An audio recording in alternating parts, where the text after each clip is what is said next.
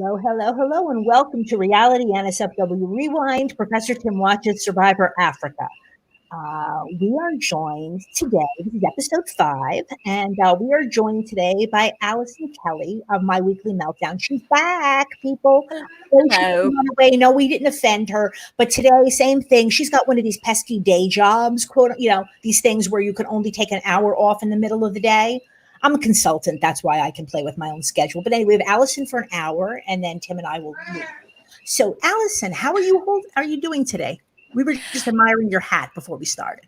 Oh, thank you. I'm doing all right. You know, it's that January and February are cold in Memphis, Tennessee, where I am, and it's like 20-something degrees. So I'm freezing. I've got a little heater going with my cat is trying to climb into it, and I got to keep her out of it.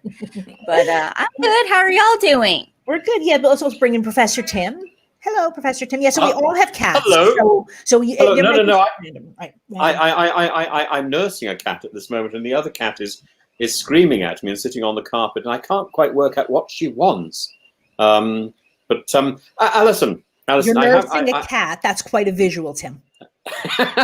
Well, if I were nursing the older cat, it would generally be inside my waistcoat, and I feel then I'm sort of realizing my own personal Kanga. And sort of any moment, or maybe a scene from Alien. Yes. Any moment the cat goes, or even worse. Do you know that extraordinary thing? I think it's appeared on YouTube now, where there's a doctor in Russia in the late 1940s, early 1950s, who did one of the first experimental transplants, where he transplanted a baby dog's head and front paws for some bizarre reason into the neck of an adult dog, and they both lived. Did you go down a really weird YouTube rabbit hole? I mean, where did you find this? Oh, well, I think I've always known about it because I have these strange Russian links, and so people are quite proud of this because without this experiment there would be no human transplants. But this experiment is perverse, and I don't know whether the perversion is the sort of visual, which makes this look like a sort of really functioning our own Russian Cerebus, or whether it's the fact that the doctor left the two legs on, which were moving. It is very, very odd, and there's a little video of them both drinking at the same time. I'm gonna have to bleach my eyeballs. Speaking of transplants, just wanted to set up this episode a little bit, just to remind everybody, this is a classic episode, people. Even people who don't particularly like Survivor Africa, it's not even just this episode, it's really a 3-episode arc. They kind of, set it up last week where Silas, is cocky, then he has his downfall, and there will continue to be repercussions next week. This is good stuff. I thought, Tim, what did you think? Is this good stuff? Just in general. We'll get into the specifics in a minute. What did you think?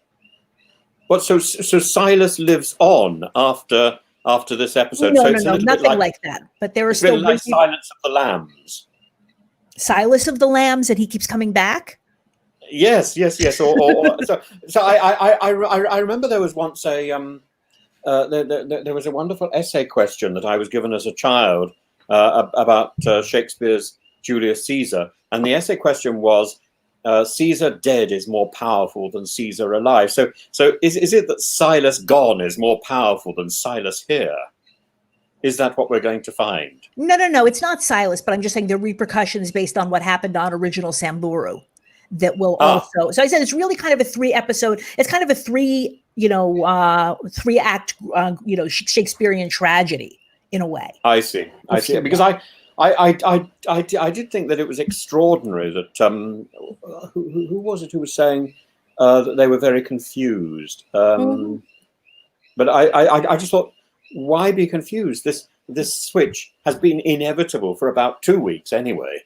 Another question: what kind of switch was this? Because it wasn't like a full.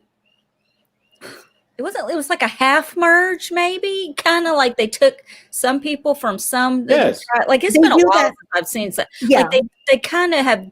They did that a little bit more, I guess, in the early years.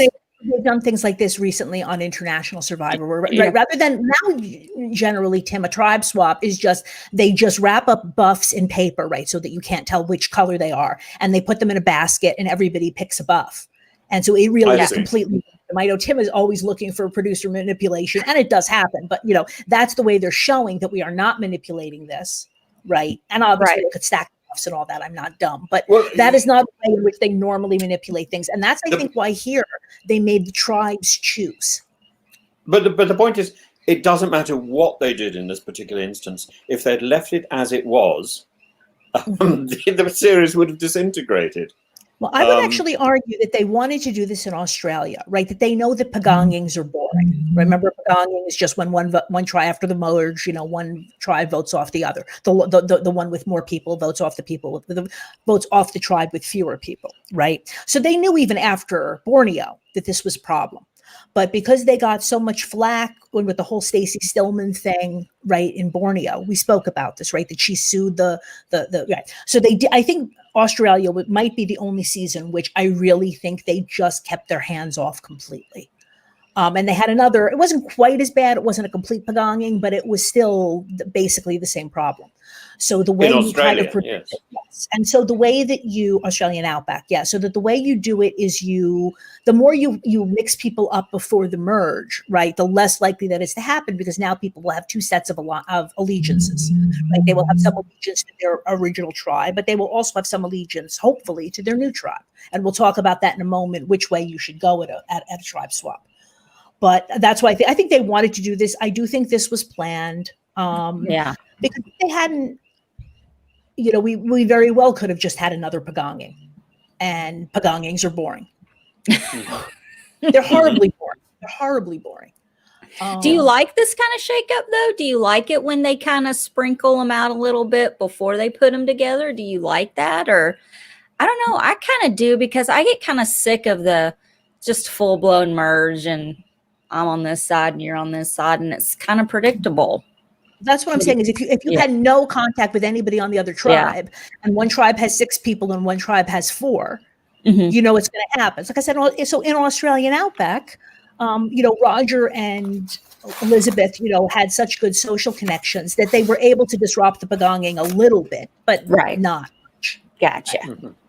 So but in this season, really none of the characters have got any of those social skills. Even dear Ethan, who comes across, and every time the camera lingers on him, I go weak at the knees. I just think he is such. He actually has the brain to do something. Yes, and I admire that enormously.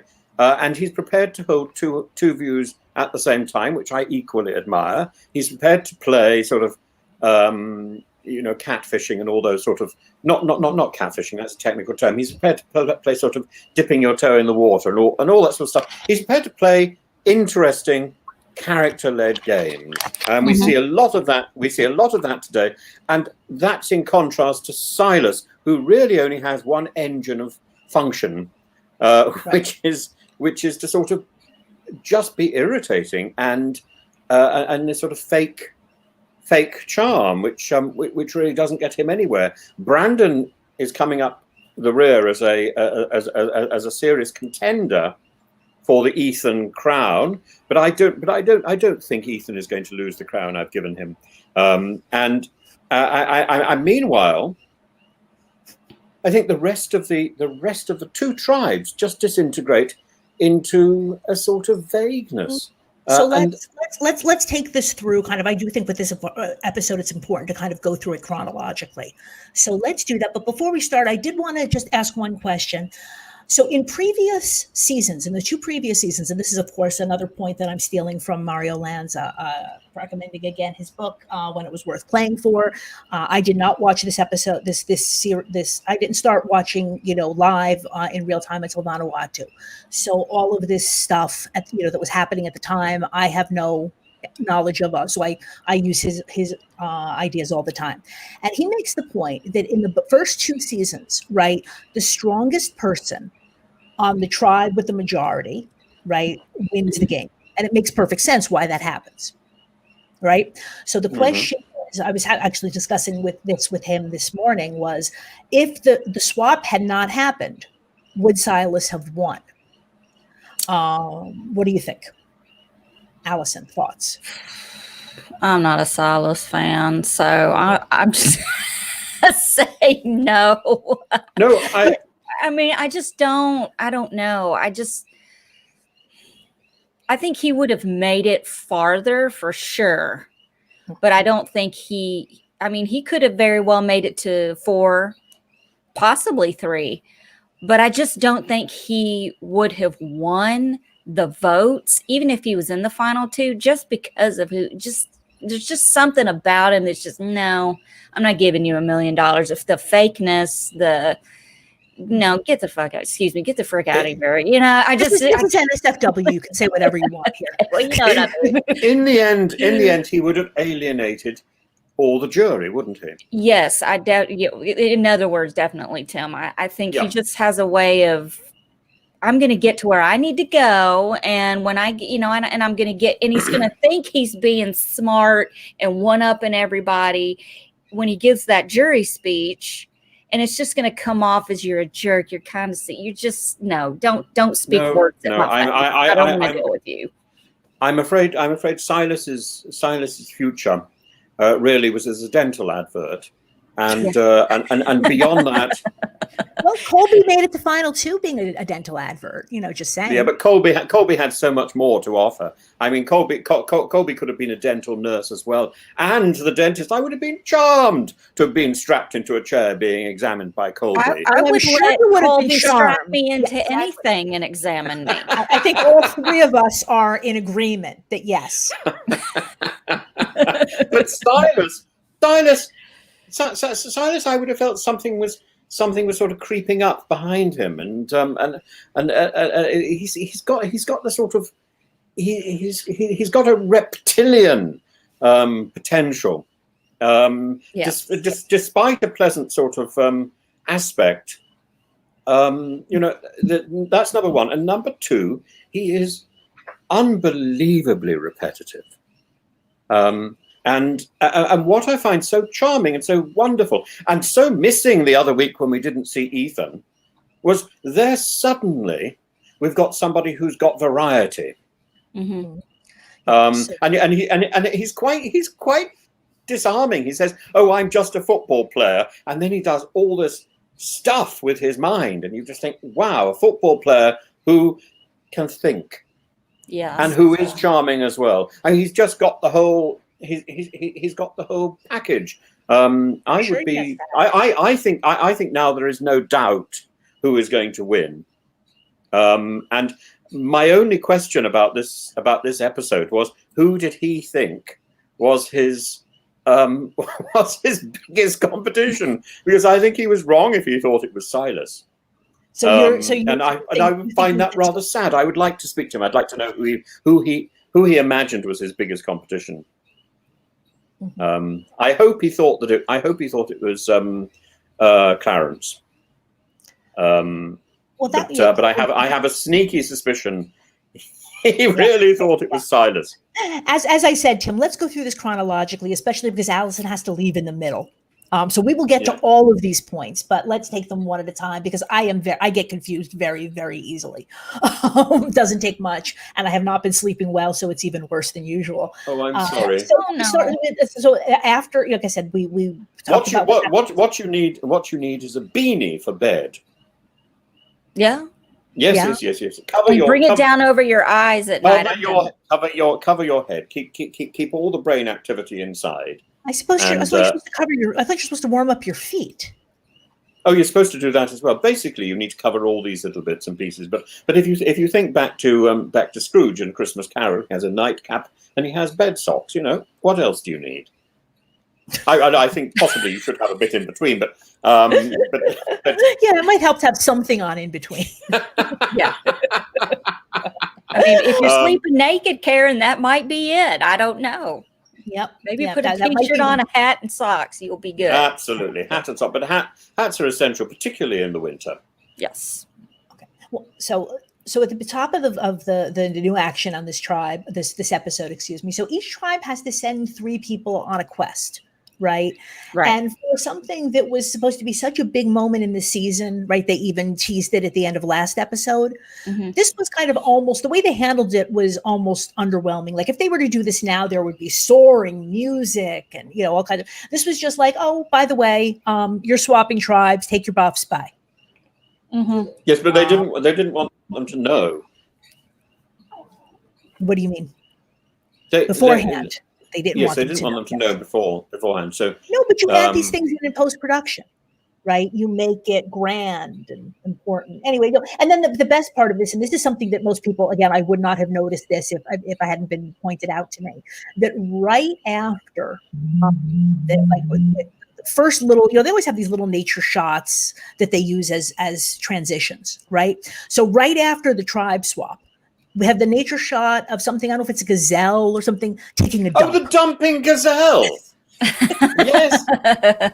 Yes. I've actually got a note of that because I'm spending so much time sort of watching my cat go to the loo. I think to see any other animal doing it, and I think yes. Now that's how you do it. In fact, I should really have taken Hannah and sat her in front of the television saying, "Watch how the professional does it." This is how it's done. But what were the editors trying to tell us? Right? What were the editors trying to tell us by showing a gazelle taking a dump? Like that, that's the opposite of like the soaring music, is my point. They're trying to make up for the non-excitement over the non-swap fake off. Showing an animal take a dump. Yeah, I think somebody had some fun in the editing bay. And the Survivor editors do this sometimes. They do it much more often now. In this backhanded way, they will let us know what they think in these little moments that people don't normally even pay attention to. So we have our new tribes. Sorry. So is the vulture also a metaphorical? Probably. Yeah, that's later, right?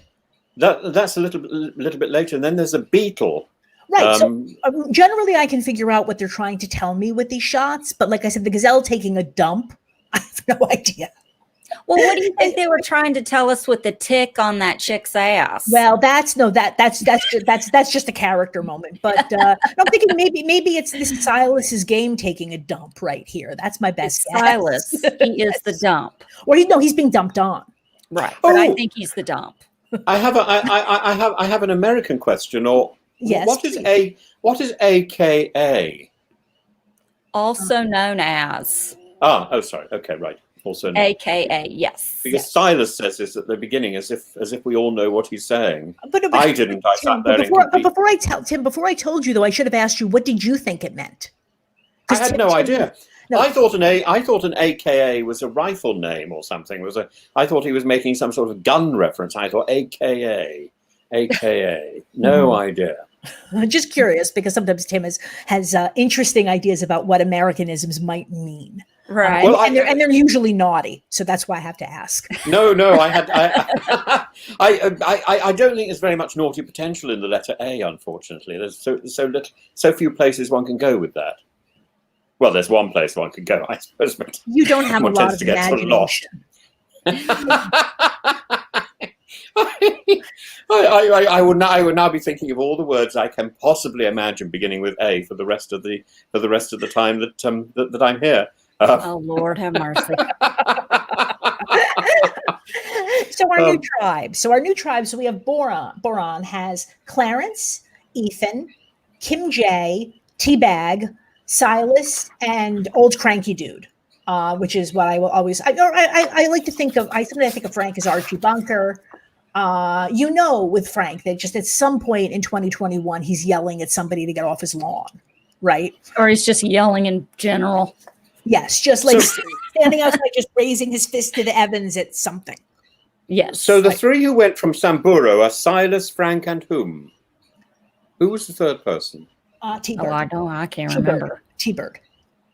It was T-Bag. T-Bird, sorry. No, she's T-Bag on the show now, Tim. She's never going to get out of that. Okay. And I do hope to have her on the show, and she loves the T-Bag thing. I've already tagged her with it. Oh no, really? Oh my goodness! Oh my goodness! She will now forever be known on NSFW as T-Bag. And then on Samburu, That's horrible. Well, he's British. He heard T-bird. He went to teabag. It's perfectly understandable. Yeah, but my brain goes other places. Oh, now, Tim, UK, do you know what teabagging is? Like, if you look up an Urban Dictionary, I have been told actually. Just curious. Okay, and then with great entertainment. Yes, I was talking about dunking, and how much don't you hate people who dunk biscuits? Basically, you drop the thing in, and then it's all gone. And I think, oh my goodness! And then there's a sort of watery biscuit left behind. I think there's only one thing worse than a semi-dunked biscuit, and that's an abandoned tea bag in the cup of tea, and you're drinking down, and suddenly you come across this sort of tea-soaked container. It's like or sometimes it's sort of swirling around on the top like a used condom. It's just unattractive. Anyway, sorry. Again, you're much more experienced. I mean, I do drink tea, but I am not British. I do not drink 6 cups of tea a day. I wouldn't be able to sit still. No, we don't. No, I can't, but I do. No, I mean, I drink the 6 cups and I don't sit still. Yes, you're quite right. You're also, quite right. So neither of you is familiar with herbal tea? I've heard herbal tea, but I don't drink a lot of tea because I can't handle a lot of caffeine, of course, and that's why I'm drinking an energy shot right now. Oh my goodness! Herbal teas you have to check, but generally herbal teas don't have a lot of caffeine, if any. That's my point. So what's the point of drinking herbal teas? What do they do for you? Because it's warming and it's calming and it tastes nice. And some of them, like green tea, is supposed to have health benefits, etc. But yes, if you want a cup of tea, especially like in the winter, sometimes you just want something to warm up, but you don't want caffeine. Yes, then that's why herbal tea exists. How wonderful. I'm teaching a Brit about tea, but I guess herbal tea is not that big in the UK. All right, Allison is only here. Allison is only here for an hour. Let's move on. So wait a minute. So who do we have who's swapped? It's Silas, Frank, and somebody. Teabag. It's Teabag. That's how we ended up on the tea. Lex, Tom, and Kelly. Is that right? Yes, and then on right. I was going to say so. Did differently. So it was New Samburu was Tom, Lex, Kelly, Kim P, Kim Powers, Little Kim, Brandon, and Lindsay. Those are our new tribes, and yes, it can get confusing after a tribe swap, right? Some of the people I jotted that down in my notes just because I knew it was going to be difficult. So they come back, and we have the reactions, right? Lex says we are on Sambuhu now, which I just found was kind of amusing, and then of course Tom wants to run back to Buran, and he is absolutely right, because he was in a very, very good spot on Buran, and he doesn't know what's coming for him, right? Once he gets Sambuhu, which I will also, of course, now use. I feel like the people who are the most fucked by this are Ethan and Silas, right? Because in both cases, all of their allies are on the other tribe. Right. Yes, it's true. Well, certainly it was Silas, but no, but even Ethan, I'm saying, so Lex and Tom have each other on Samburu, and Ethan is all alone. Yes, and Ethan says that his stomach dropped. I'm going to have to start all over, but he does, and he does with such aplomb. You know, this is where he inherits the skills of those people in the first series who just make do. And you know what do you do when you're plunged into your first tribe? You make friends, and so if you're able to make friends so quickly in that first time, you can do it again. Right. Just go with the flow. That's what he did. He just went with it. Let me ask you, Allison, then, because this is an important point. If you get swapped, right? What should your loyalty basically be to dance with those that brung you, or should you say this is my tribe now? I'm gonna go with this is my tribe now, but I'm still with, it depends on if the people that came with me are worth anything. If they're the lazy asses that don't do anything, and I will jump ship for $1 million. I'll be like, these two, listen, they got to go. And I can tell you, because I've been living with them, they don't do anything. Have you seen our camp? You will. It's horrible. Yeah, no, I agree. I'm flagging this, Tim, because I think now in Survivor strategy, it's pretty well known that you just have to kind of throw your loyalties in with your new tribe. Again, you still have your connections on your old tribe, but some people have, again, when, in a situation like this, they won't reach out to the people on the other side, right? They will only stick to, like, say, if you were, it would just be Lex and Tom and Kelly sticking together and not even trying to talk to the other side. And that is bad gameplay. Well, it seems bad television as well, and bad personal play. It's bad on every level. You make friends as fast as possible, particularly if you've got a television camera pointed at you. It just seems silly to be mute. Do you know this is the first episode really where I've noticed Lex? Okay, good. Which one is Lex? I can't remember. The one with all the tattoos. Oh yeah. Gotcha. Tall, dark, and tattooed, and suddenly interesting. I mean, he's not saying anything positive. He's just going on and on and on about lazy people. But he is suddenly interesting, and he holds camera time. And I was saying, oh, where did that person come from? And then I looked him up, and I was, okay. And I got no notes against him at all, none at all. This is something else I wanted to flag. When they get back to the two tribes, that's what happens, right? Lex gives us this 4-paragraph soliloquy, right, on his situation. And then on the other tribe, they come back, and you have Kim Powers and Lindsay, right, discussing, like, this happened? Like, for real? No way. I didn't write it down word for word. But this is why we don't see either of them as narrators, right? Yeah. Because this is the best they can do is, this for reals? Reals? Permanently? Yeah. No way. Yeah, it's you can't set them up for the what do they call that? The diary set. What do they call? I don't want to say it like it's Big Brother, but like they had it's a confessional on Survivor. Confessional. I'm sorry. Like they had Silas all laid out. Like, why didn't he have a rose in his mouth? I mean, he was just like, I'm just laying all out here in Africa. Just they were practicing for Anna Kate. That's right. This was Silas in his centerfold look. Right. He was like a centerfold. Exactly. Extraordinary. I thought it was Burt Reynolds for one crazy moment, and then I realized no, it's Silas, and he does it so naturally. Yeah. And he's beautifully lit, by the way. I mean, whoever was filming that was. I wouldn't get that kind of confessional if I was on Survivor. They would have me on my worst day in the jungle with gnats and any kind of it would be me crying, going, I'm saying I can't do this anymore. It would be so bad. There would be no lighting. It would be at night. My confessionals would be at night. And you're doing the ugly cry, going, I want to go. It's so bad. I look like an alien. Like it's bad in a beanie. In a beanie, yes, exactly. Yes. And when you finish wearing the beanie, you could put it over your pot of tea. That's right. Yeah, it's very, very useful. That would be my what is it? The private thing I can take along with me. Your to-go cup? No, I can't remember. What do you call it when you're allowed something extra, a special thing? Oh, to-go cup. Your luxury item. My luxury item. That would be my luxury item because it's sort of all-purpose, isn't it? If it's done on your head, you can put it on 1 foot or 2 feet. You can put it. It's sort of perfect for Africa anyway. I think because it's cold at night, isn't it? Yeah, that's the worst place to do a show of Survivor. Out of all the seasons, I'm sorry, like Africa, the driest. I just remember when this season came out, my first thought was, this is like really bad. This isn't like in the jungle. This is like desert.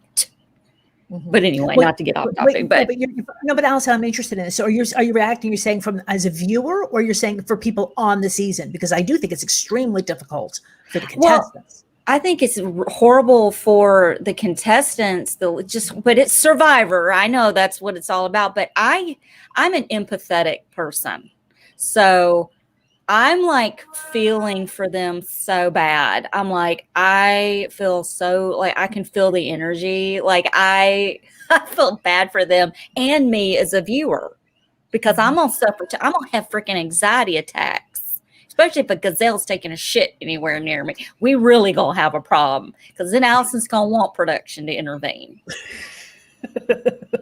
Want to move the gazelle so he doesn't shit in your Somebody water come get supply? that shit out of the way. Just animal shit in general. Then you're gonna have a problem on any season, right? Oh, I'm but not an more. outdoor person. I'm the last person you want on this show. But surely, from a production point of view, if they wanted an animal dumping, shouldn't they have waited for the elephants? Wouldn't that have been so much more spectacular? You could live in elephant shit. It's so big. Not that you want. Like I said, we haven't seen them actually take a dump in the water. You could really improve your house, couldn't you? You could actually, wattle and daub. You could start to make a proper house. Tim, that's what they do. That's what they use to stick all the thorns and stuff together when they make the border around the that circle thing. I think it's called the boma. That is basically we didn't see that. No, but I just happen to know. Well, why didn't we see the elephant helping? And we should have seen that. And that suddenly makes Dumbo so much more interesting, doesn't it? That it can help with both ends. No, I lift a trunk, build a wall. Look, this is subsistence, living. They use whatever they have, and they use elephant dung as a construction material. Yeah. Well, my partner was born in a stable, and his mother used to repair the walls with cow dung. Mm-hmm. So a very similar sort of thing. I can't think of very many other people who were born in a stable. But I was going to say, does he have a Jesus complex? But he's not a Christian, right? I mean, some people have accused me of being, were you raised in a barn? And I'm I think it would be lovely to be raised in a barn, wouldn't it? It's a Mary Poppins moment. Yeah. A jolly holiday. Moo! I knew in the beanie that we were going to have a break for some for some singing. I thought it was going to be Barbara Streisand, but in fact it looks as if it's about to be Mary Poppins and Julie Andrews. It could be. Come on, after you say that, you have to sing a few bars. Me? Oh, no, we can't. No, not you. Oh. No. We can't because we'll be forced off YouTube with a sort of you have 15 seconds. You have 15 seconds. Sing. I know the rules. All right, I'll let you go off the hook this time. But if we have 15 seconds, I'm sure we can do 15 seconds at some later stage. I just need to be prepared. But I'll think of dumping gazelles. I'm sure Julie Andrews got a piece about that somewhere. Who doesn't?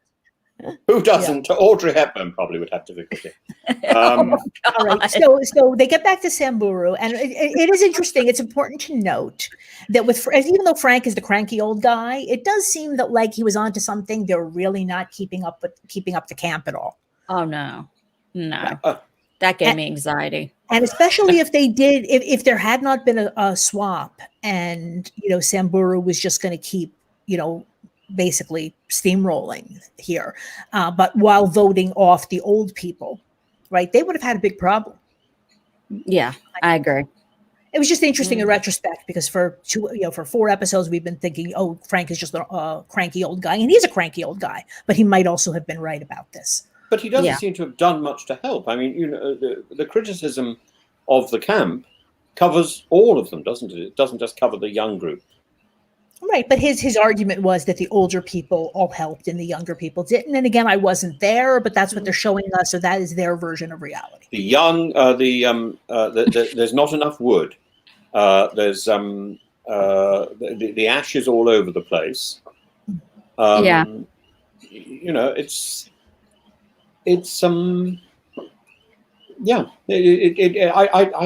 think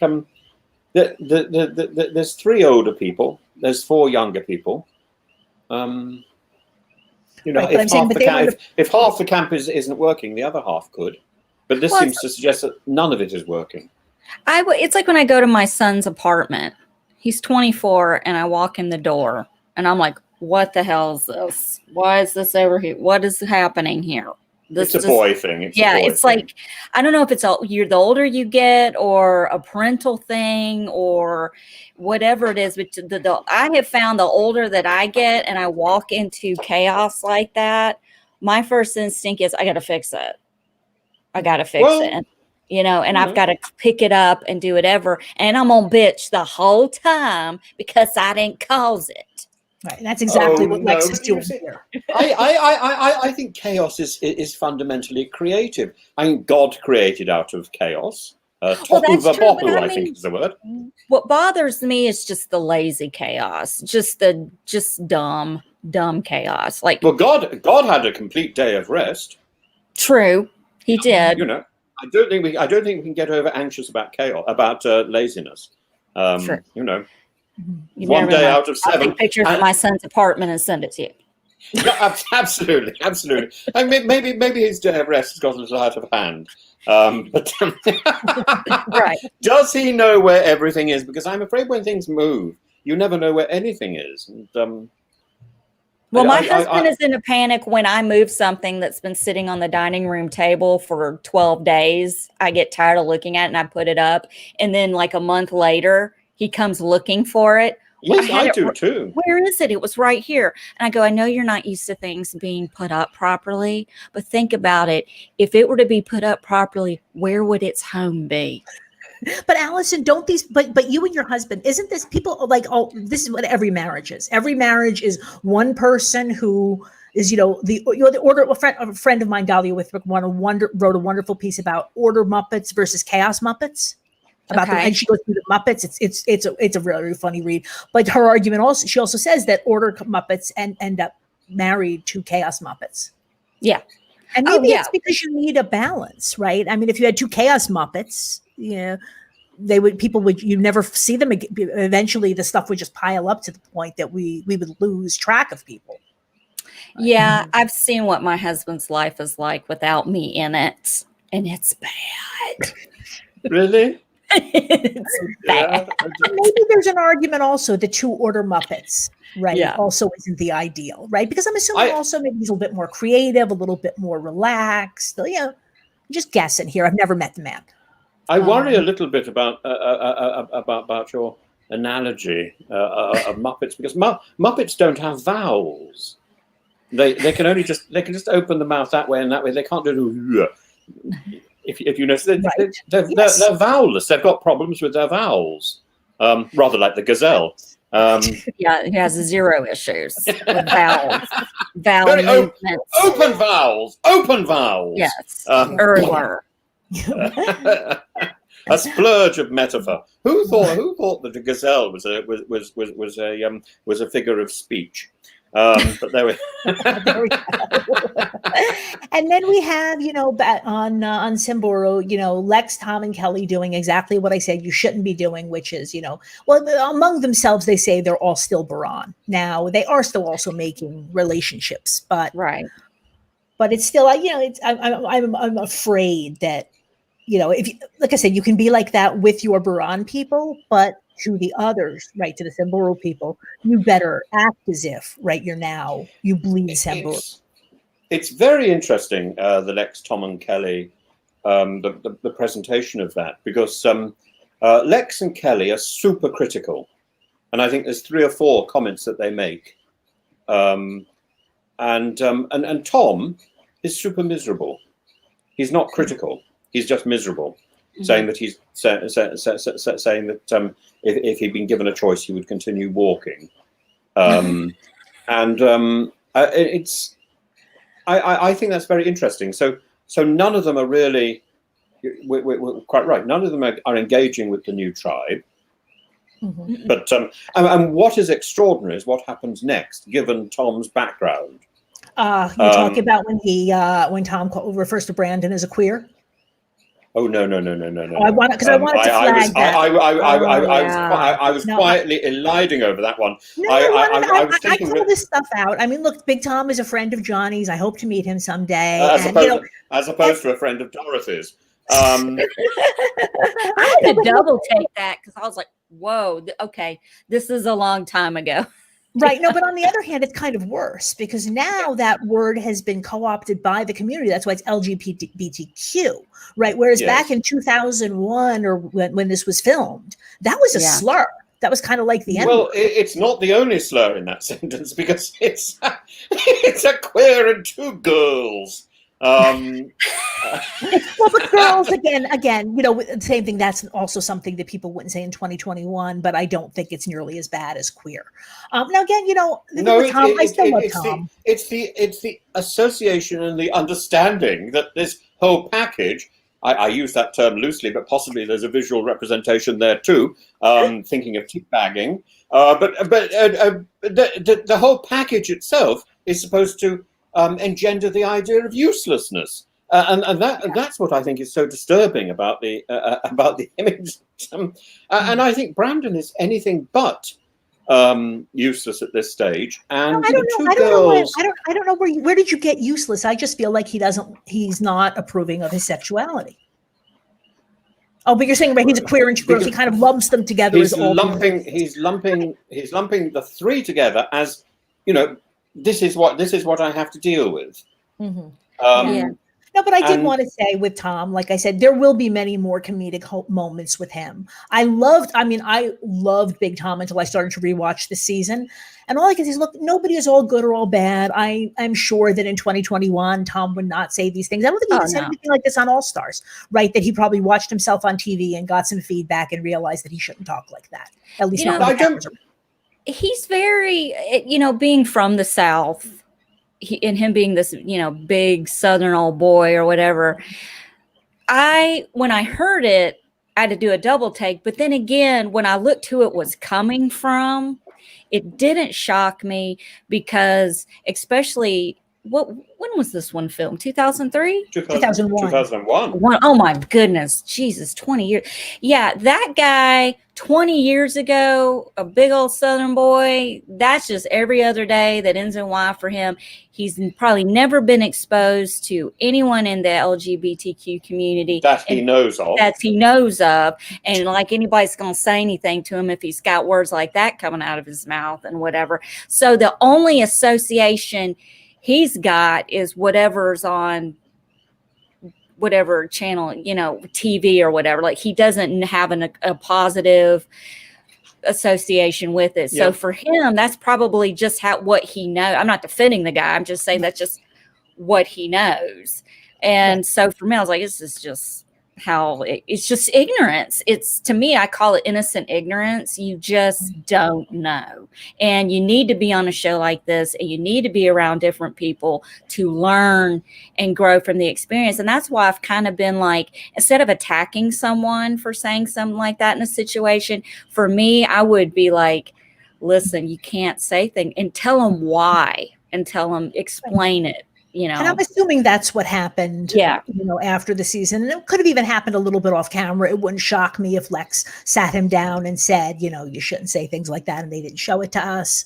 And like I said, Tom in 2021, or even in 2004, whenever All Stars was, I don't think would say that. But like you said, he's never been exposed. Yeah. And I have listen, I have uncles who are probably his age, and I still have to go, y'all need to stop. You can't say that in 2021. Stop it. Mm-hmm. Exactly. But not even just that he shouldn't say it, but I mean, in terms of the way he thinks about it, again, now that he's had a little bit more exposure to the world, right? Because everything I've heard is that Tom is really a good guy. And, but let's just flip this one round. Although he says this, of the three who are coming in, he is the least critical. Yeah. In practice. Right. He is the least critical. And he's prepared to give this other tribe the benefit of the doubt, actually. Yeah, I don't think he calls them queer and two girls, is he really giving the benefit of the doubt? But I hear what you're saying. Yeah, this is just the fact. It's not his decision. It's not a criticism. This is as far as he's concerned, fact. He's just simply stating things as he sees them. Whereas the others are clearly criticizing. What I was more concerned about was that Tom's livelihood is goating, and yet and yet he doesn't seem very competent. He doesn't handle a goat like a goat would. We're gonna get there, Tim, in just a minute. There was something else I wanted to flag first. The whole you touched on it, Allison. Lindsay has a tick in her butt. And it's funny. So you have to talk about this. So Tom is happy to help, of course, right? Although I found interesting that Lex, the city boy, is the one who knows what to do. You would think the country guy would know it. He just, you heat something up, you put it on the tick, the head retracts, and you're good. Yeah. Right. Lex knew that. And Tom's just hanging out for the view.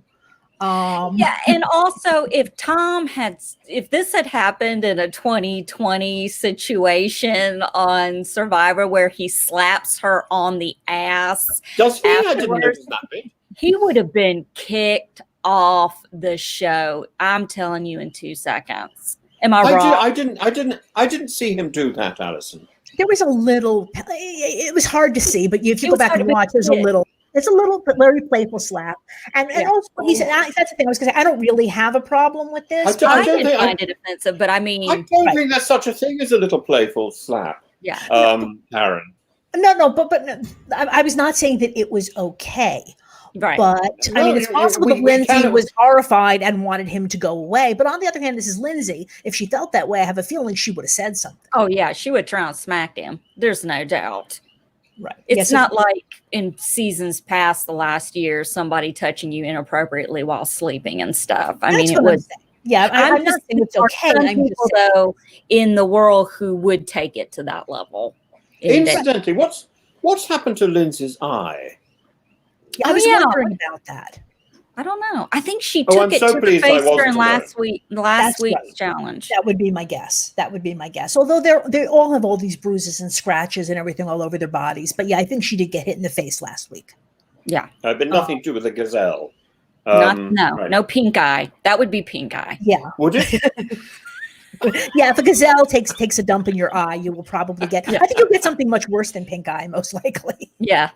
Right. Yeah. And now we can talk about and this, of course, we had to talk about the goat herding. So Allison, Tim has experience as a goat herd. No, look, I love Tim them. Can have this one. I've never touched a goat, not even at a petting zoo. Oh, I'm good.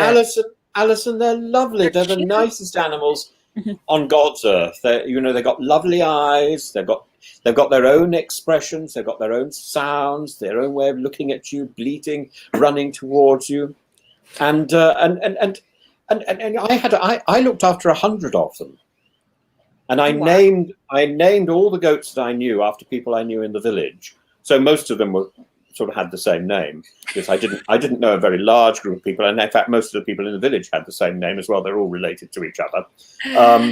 But yes, this was on a mountainside in Greece, and I had a little house with no doors. I had 2 doorways but no doors, and I think the idea was the goats were supposed to live in the house and I was supposed to live across the doorway, but I changed that slightly. But I did spend a lot of nights snuggling down with a tribe of goats, and I was very smelly. I can imagine. Yeah. When I came back to England, and I thought that I had a good few showers in the process. When I came back to England, people moved away from me in the tube, and in fact, I do remember one wonderful, wonderful occasion when the entire carriage cleared, and I was able to just sort of spread. It dissipates with time, because if you've already had several showers, I don't know what else you could do. Well, it seemed to take it seemed to take months. It seemed to take about a month or 2 months or so before I was approachable again, I think. I want to tell y'all something real quick.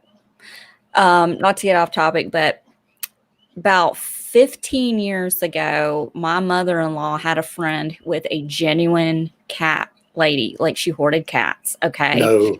She had a house. It was a small house. She lived in the front of the house with the main bathroom. The rest of the house belonged to the cats. I mean, she even had a backyard tube thing for the cat. It was insane. Oh God, yes, I've seen 30, those. 40 cats.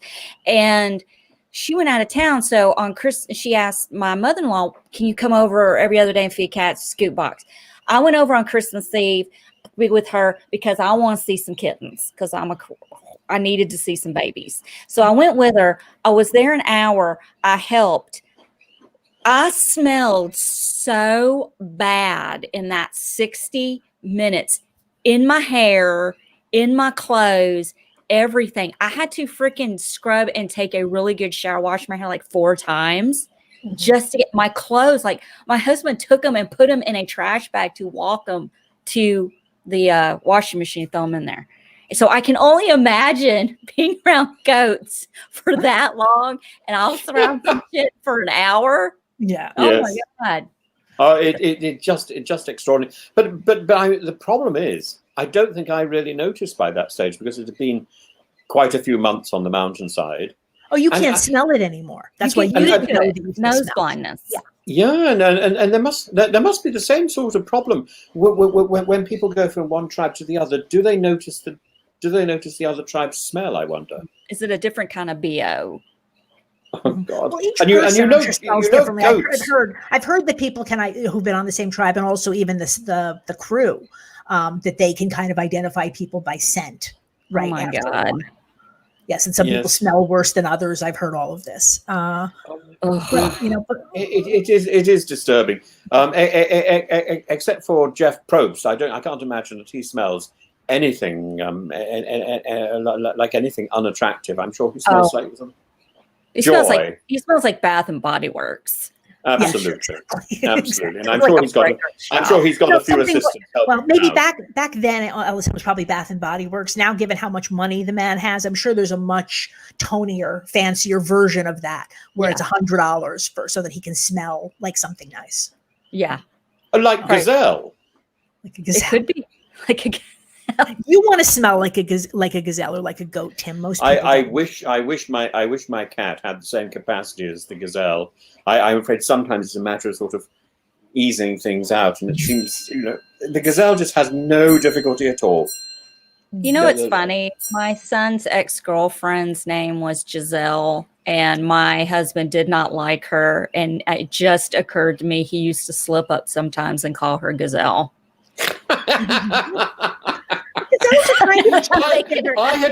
I'd only ever previously thought of a jumping gazelle.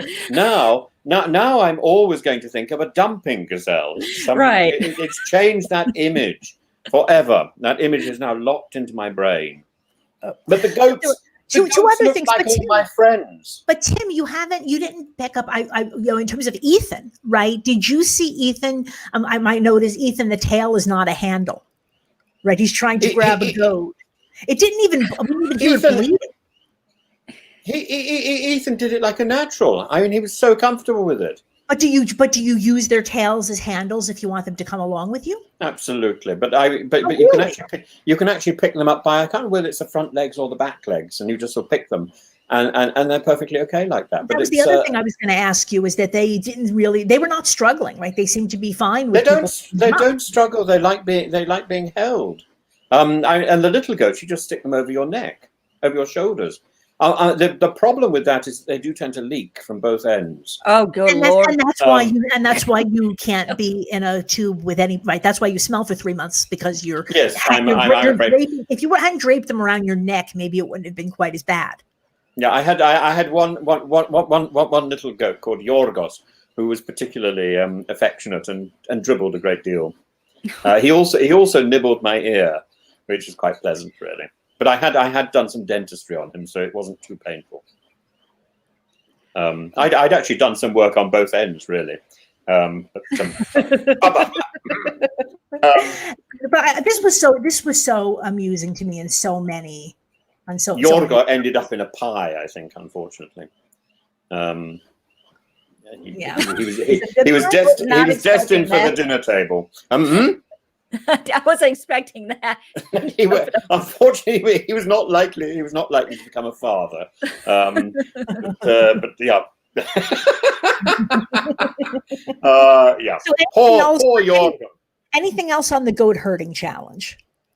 No, I just felt such warmth about it, and I thought this is, and also we heard Probst actually getting into it and giving us a sort of 11 12, Yeah, 13. so, it's the beginning of play-by-play. I mean, he will do much more soon, Yeah. but yes, at least he's keeping count for us. And also, and I love the locals are laughing at them, of course. Because they seem very charmed by all this. But what I couldn't understand was just how it's so easy to guide goats into a pen.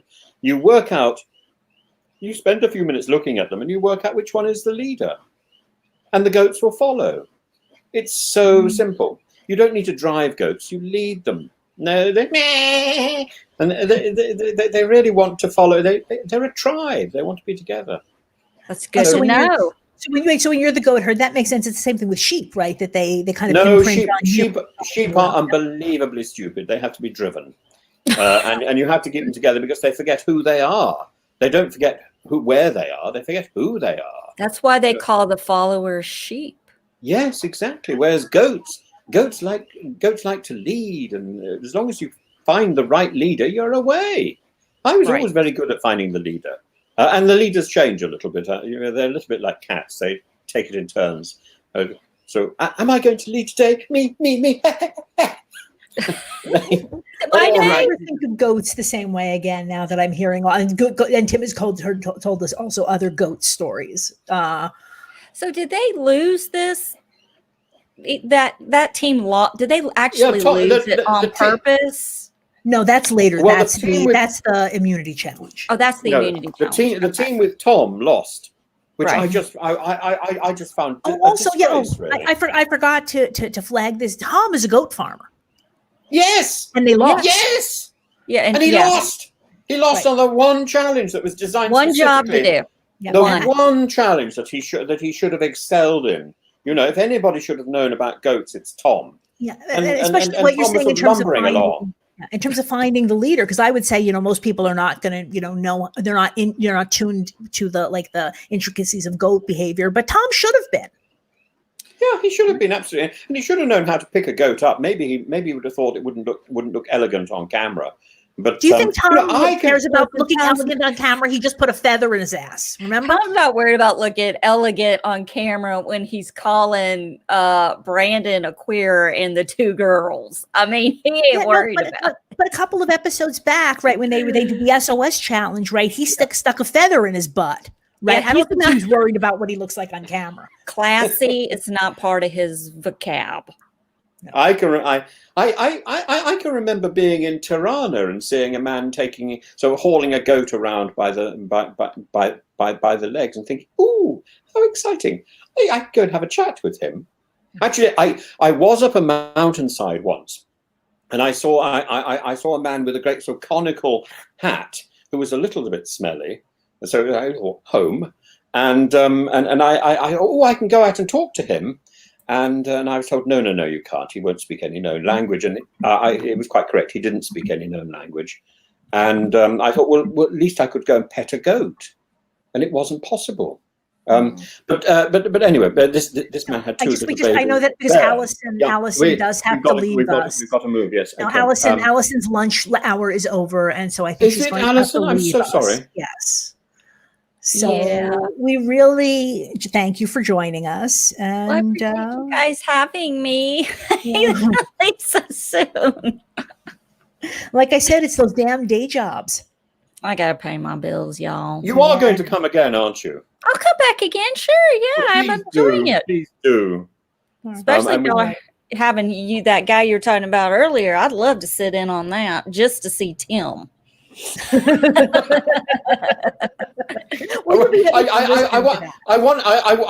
want you to come back later on in the season so that you can either gloat or praise my prophecy that Ethan is going to be one of the winners. I will definitely do that. You'll be coming back in 2 weeks' time to say, Tim, you were so wrong. I'll come back in 2 weeks. Yeah. 100%. And I'll have a special beanie picked out just for that show. Yeah, wear a CC knits beanie next time so that Tim can see what it looks like. All right. Thank you so much, Allison. All right. I'll talk to y'all soon. Bye. Bye. Bye. Thank you. Yes, no, no. I was going to say I'm so sorry about my goating thing on this mountainside.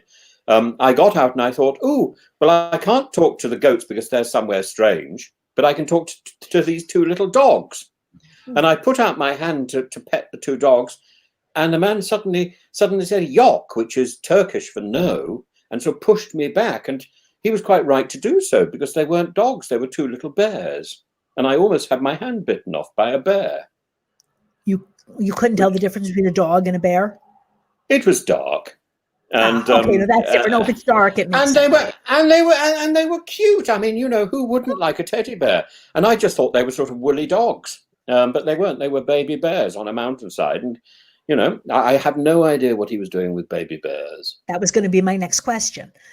No idea, no idea. But probably that's what you do. That's what you do anyway. So, so moving on from if we're done with the goat farming, so now we get to see Lindsay. Lindsay is stressed out. She's sad. And this is another one of these nature shots so her confessional is cut with images of a bug trying to get over a hill and failing repeatedly. They cut back and forth. And in this case, it's pretty clear what they're trying to tell us, right? She's having a hard time.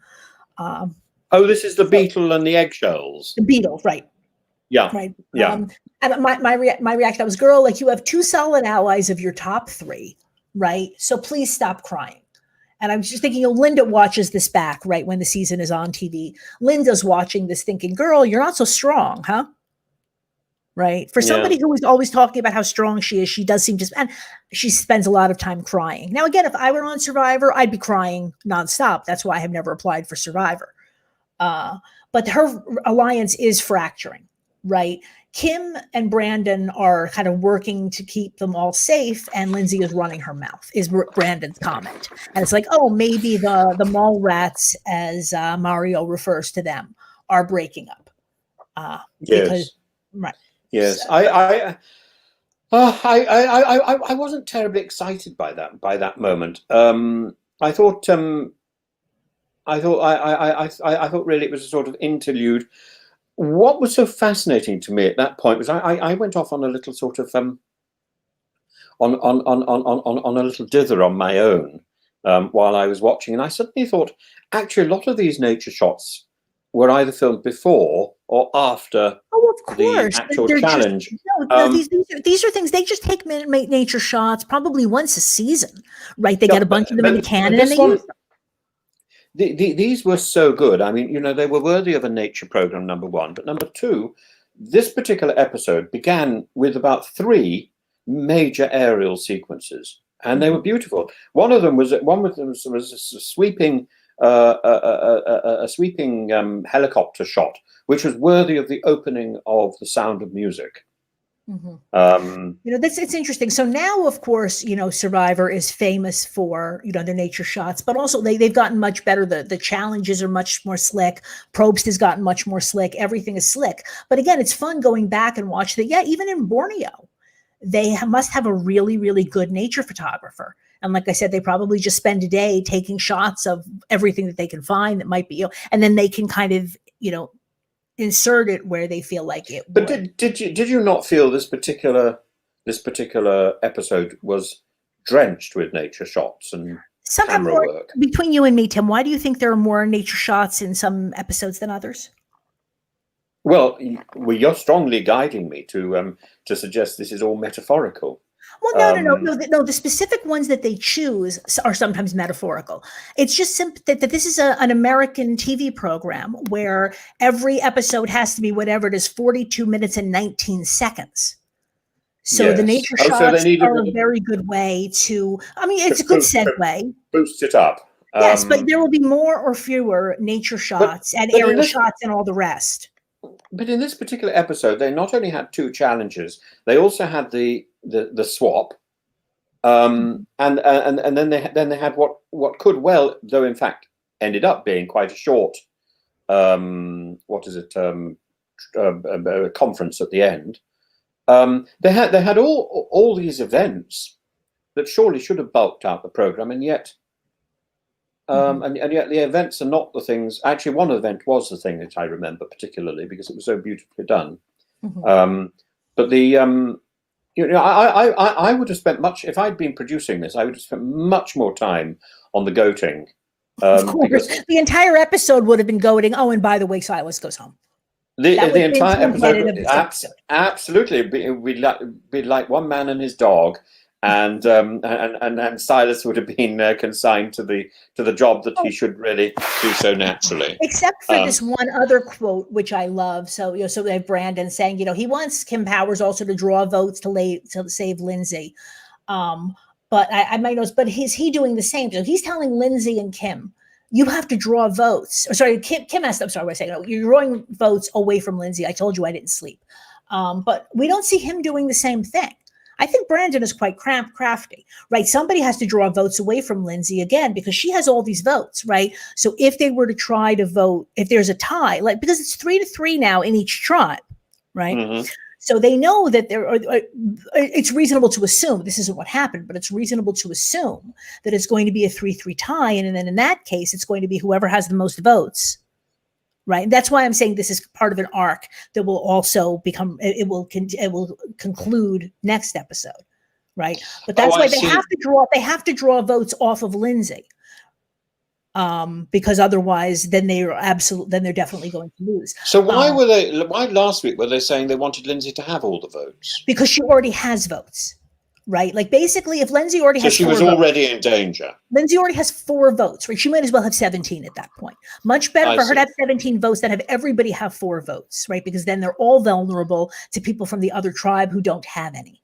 Silas was absolutely right about that. He was wrong about the way he went about it, right? I don't know if he could have gotten them to do it, but his basic strategic point is very sound. Yeah, but you don't tell people that. No, like I said, the way he handled it was horrible, but his basic strategic point was correct. It's like my partner has been to the dentist, has been to a new dentist recently. And during the dentistry, the dentist was telling him exactly what was going to happen moment by moment, which he found sort of slightly unnerving. Now, I find that's a little bit like Silas. The dentistry imagery, of course, continues. But Silas is somebody who cannot, he thinks of himself as being extraordinarily crafty, but he has the guile of a caterpillar. Really, he sort of flags it up. Look, I'm being guileful. Look, I'm being crafty. Look, I'm going to tell you what I'm going to do now. I'm going to take you to one side. I'm going to tell you what I'm doing, and it's so creepy. Mm-hmm. And he couldn't have, if he'd actually written the word "creepy" across his forehead, he couldn't have been flagging it more boldly. Well, it's funny. The fact that you used the word creepy, I think, might have something to do with subsequent events. But his social skills are not the best. Strategically, he's great, right? Physically, he seems to be strong. Socially, not so much. But he's also he's very young. He's very young. He's also, but it's the problem of being socially inept, and yet at the same time, so socially sort of pushy. Mm-hmm. And it's as if he's been in a family that has never told him to, sit still, dear. But it makes sense. He is the golden boy, right? And it's entirely possible that his family of origin treated him as the golden boy, and that's why nobody ever told him things like this, right? Yeah, poor boy. There's so many nice ways to do this. And one doesn't need to be nasty, but one does need to educate, and he just needs He just needs the corners knocking off him a little bit, because I think at heart he could be a charming boy. If Silas were to come back, right, I do think he would play a different game, in the same sense that he would still be crafty and he would still be cunning and he would still be trying to charm. But I think that he would have realized, I'm sure when he watched this back, I shouldn't say I'm sure, but if he didn't realize it, then one of his friends sat him down and said, right, you did this to yourself just because of the way you spoke to people, and you could have handled this in this way and you would have been fine. Right. That's one thing with Tom also. A lot of people watch themselves back and they are very different the next time. His final words were rather charming, I thought. We'll get there. We'll get there. Let's get through the rest of the episode first. Also, just back to where we were with Brandon's comments with Kim and Lindsay, and then he makes this comment that I'm surprised that you didn't flag this. He says, it's a good thing that I'm gay because I can't deal with crying women. Oh God, yeah, I found that almost as uncomfortable as the gay and as the queer and two girls. I found it so uncomfortable. Interesting. Okay, because Yeah. I was going to say, I feel like most men. I preferred not to even flag that up. I'm afraid. Oh, okay. Because I was going to say, I think most men feel that way, right? That they can't deal with crying women. And so he can say this. I don't think anybody else can say it about him. But why did you find it so uncomfortable then? Because I am mystified. I just found it sort of slightly abusive and sort of. But he's doing it about himself. Dismissive of himself. Yeah. I just found it. No, if anyone else had said it, completely different reaction. He's being self-deprecating. I didn't have a problem with it. But again, I'm not gay, so I'll defer to you. Well, when girls start crying, I just join in. I find that so much easier. So now we get back to competition, really. Competition. No one's going to win. So now we go to back to New Buran, right? And we have Kim Johnson, Kim J, Big Kim, if you will, is talking about the fact that Clarence thinks that he and Silas can win together. We already flagged this, that the two of them were kind of, checking each other out. We'll see more of it later. But it's clear that, Clarence and Silas and Clarence look at each other and say, if we can try to kill each other, right? And this is also very good Survivor gameplay. Or Ethan has had the same thoughts. Yeah. No. But I think I would argue that Ethan didn't seriously consider it because he never really tried. We'll get to that conversation in a minute. But as of this point, Kim is saying that Clarence will not vote for Silas, and that is when Ethan starts talking about throwing the challenge. Now, this is a thing in Survivor. This is the first time we see it. This is another reason why that is such a seminal episode in Survivor, because a lot of people have a problem with throwing challenges. Not even just for some people, it's a moral thing, right? For some people, it can break your momentum. There will be other seasons, like I said, where people throw a challenge, and then what happens is they have a dominant tribe, right? So they haven't lost anybody. They have one person who's terribly, terribly annoying. So what do they do? They throw a challenge to get rid of them. And then somehow their momentum is broken. The other side realizes that they can win. They don't realize necessarily that it's been thrown to them. But see, we can win. And then they come back and the whole season changes. So that's the argument against it. The argument for it is it makes perfect sense, right? If you have somebody on your tribe who is going to get in your way and you feel like you have the votes, right? So what do you think? Should one ever throw a challenge? Well, I think one should throw a challenge. I think one should throw oneself under the bus if there's an opportunity. I think the greater good take one for the team and all that sort of stuff. I'm all for that. In this particular case, I think that Ethan was expecting a sort of sporty challenge, and what he got was a much more sort of arty challenge, and I'm not sure he did throw the challenge in the event. Oh, he did. I just think he wasn't very good at it. Right. No, I would disagree with you on that. You think he really did throw the challenge? Yeah, and we'll get there when we talk through the challenge. But I have another question for you first. I'm really, really interested about why you were so attracted to Ethan as a character. I mean, I know why I'm attracted to Ethan, and because maybe it's the same reason. Brains, and he's interesting, and he's able to think on his feet. And he's dreamy. Come on, Tim. Is he not your type? Yes, of course. Okay. Well, that's what I was going to say. We might have the same reaction. But that's why I found it so interesting that you had already kind of latched onto him as a possible winner, because this is the episode where you can look at him and say, oh, this guy actually, is thinking. He's an interesting character. The first 4 episodes, I mean, he was fine. He was nice. Everybody got along with him. He thought, he thought it was great when they run water, but that was about it. So why did you latch onto Ethan so early before we saw all of this? Other than the fact that he's dreaming. Because he's really the only person in the entire series who's projecting thought. You don't think Lex is? I didn't really notice Lex until today. Okay, so again, for me, because I have seen this several times before, right? I might be my reactions to people are obviously informed by what I've happened before. So that makes sense, right? We haven't, but I was going to say we haven't seen much Lex, and we haven't seen much of Lex or much of Ethan. But I would argue that you've seen a lot more of Lex thinking. Anyway, but I just found it very interesting. Not that I've noticed, I'm afraid. Not to this extent. Yeah. No. Okay. Also, I mean, No, is Lex less in your fact- type? Is Yeah. Lex less your type than Ethan? Seriously, I think we are human, Tim. We are human, and I remember a theatre director telling me that one should always cast on what one finds attractive. But no, I think I'm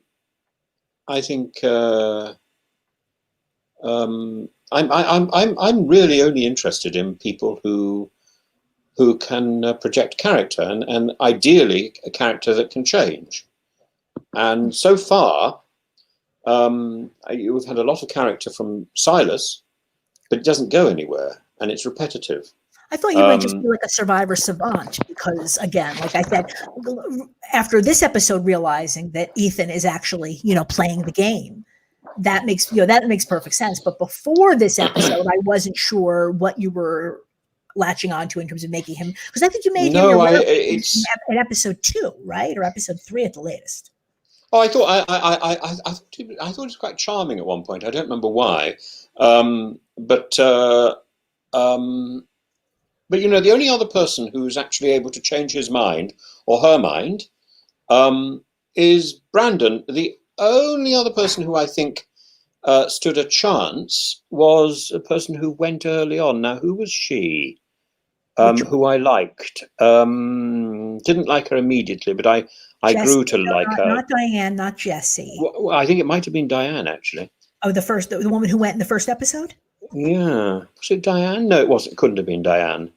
Somebody went more recently. Whatever, we'll figure it out. But I wanted to say something also in terms of the reasons that I like Ethan so much, besides the obvious. There will be a moment in a later episode, and when you see it, I will not have to tell you on the show. You will laugh, and you will understand immediately why I am such an Ethan fan. I'll just and everybody who's seen this season before, let me just flag. So I am Jewish, right? I'm very open about that on the podcast. There will be a Jewish moment later in. I shouldn't have spoiled it for you. I'm sorry, but that's the moment where I really fell in love with Ethan. But also, he's dreamy, and my son used to have a Jewfro just like that. No, it was a Mother Africa thing. It was where she suddenly became. It was where she suddenly became. Linda, right? It was Linda that you were thinking where about. Linda suddenly became interesting, and just before she went. I thought that happens, but Tim, that happens all the time, right? I think I've explained this to you, but let me flag it again. When you are about to go home, we refer to a boot episode, right? Like this is Silas's boot episode. This is just Survivor lingo, okay? So when you are going home, you tend to get much more airtime than you have had previously. If somebody is a minor character and you haven't seen much of them for 4, 5, 6 episodes, and suddenly they're all over the place, they're probably going home. Yes. And so there was a little bit of Mother Africa stuff in previous episodes, but again, we saw much, much more of Linda because she was going home. Now, Silas was a big character anyway, so it's harder to see. But like, I have a friend who was on a much later season, my friend Simone, and she didn't. I'm telling you this because you're not going to remember this in 10 years when we get to her season. But she was practically invisible, and I told her I did not want to be spoiled, right? So I watched it. And she's the first person I knew that was on the show that I knew before they went out. I just met her, and I was actually fairly friendly with her husband. So she's almost invisible in the premiere, which is not great. And then the second episode, the first thing starts is she's, it's a whole, scene just about her and how miserable she is. And I said, oh my gosh, she's going home, right? Because they would not be talking about how miserable she is, right? Mostly. And not just that, you got a confessional about being miserable, but there was 3 minutes of her being miserable. And I said, she's going home. Oh dear. Yeah. So my point is that when you learn, this is what I'm talking about, things with reading the edit. I mean, there are various things about how they portray people, in the character arc of the entire season. But one of the things that you learn most quickly when you start watching Survivor is somebody who's suddenly getting much more airtime is in trouble. They don't necessarily go home, but they will be in trouble. Yes, I know that if I'd been producing this particular episode, or in fact the entire season, I would have gone out of my way to keep Silas in the program, because I think Silas going head to head with Ethan would have been very interesting. Mm-hmm. And otherwise, I don't know who I would want to keep. Well, but then Tim, how does this square with your whole idea of all the producer manipulation? If they wanted Silas to stay, right, why would they have swapped tribes? I didn't say that I was. I didn't say that I was against producer manipulation. Right. I no, but I'm saying, I said that I can detect it. Right, but if they were manipulating this is my point. If they were manipulating this, right, then why the heck would you do a tribe swap when Silas is in such a good position?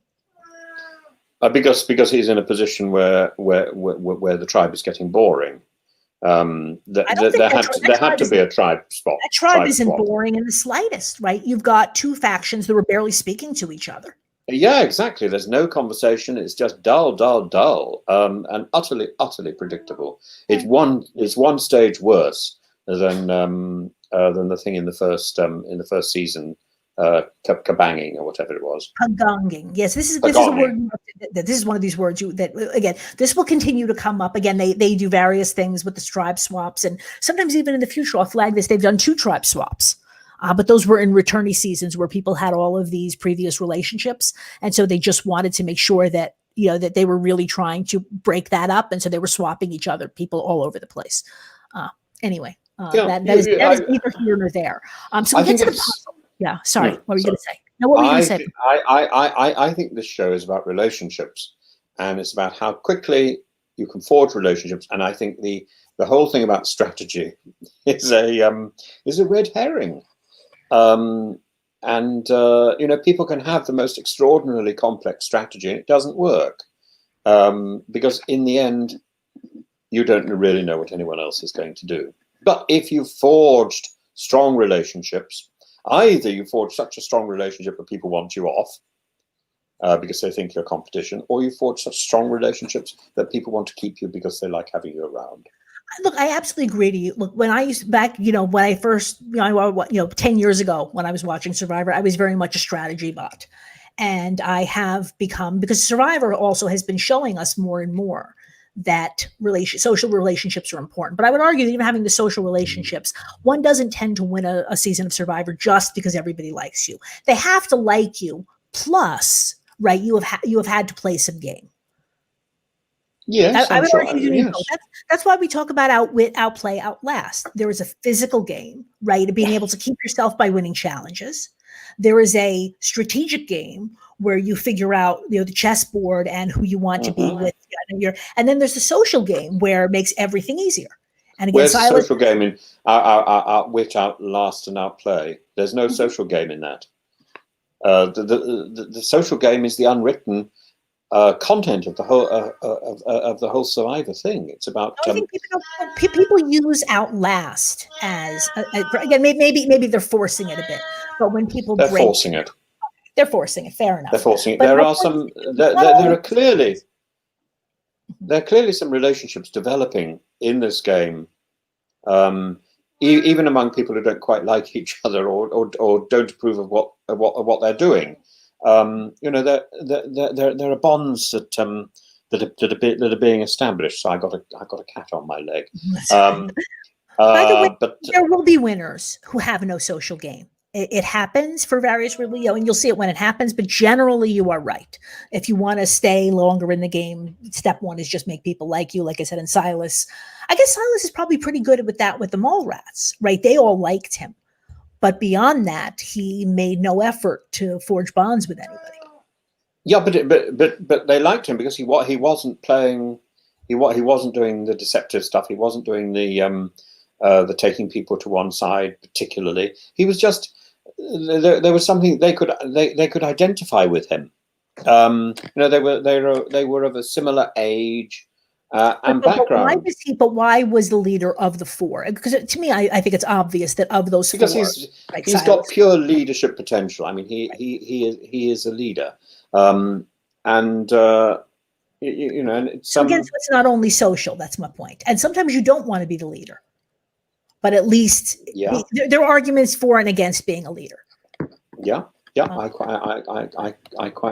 agree. I would be very happy not to. If I were in Survivor, I'd be very happy not to be the leader. But I have a strong suspicion I would end up having to take over, because I would just get so frustrated by the way. And then they would vote you off because you'd be the cranky old guy, and you would go home. I wouldn't be the cranky old guy. I'd be very charming. I'm quite charming even under pressure. As a rule. Fair enough. I can bark. It's you are very charming, but I'm saying, but I could see you when you do get frustrated, like you said, then you start barking orders, and that is fatal. You're right. If you can do it in a very charming way and you can kind of cajole people into doing more work, that's one thing.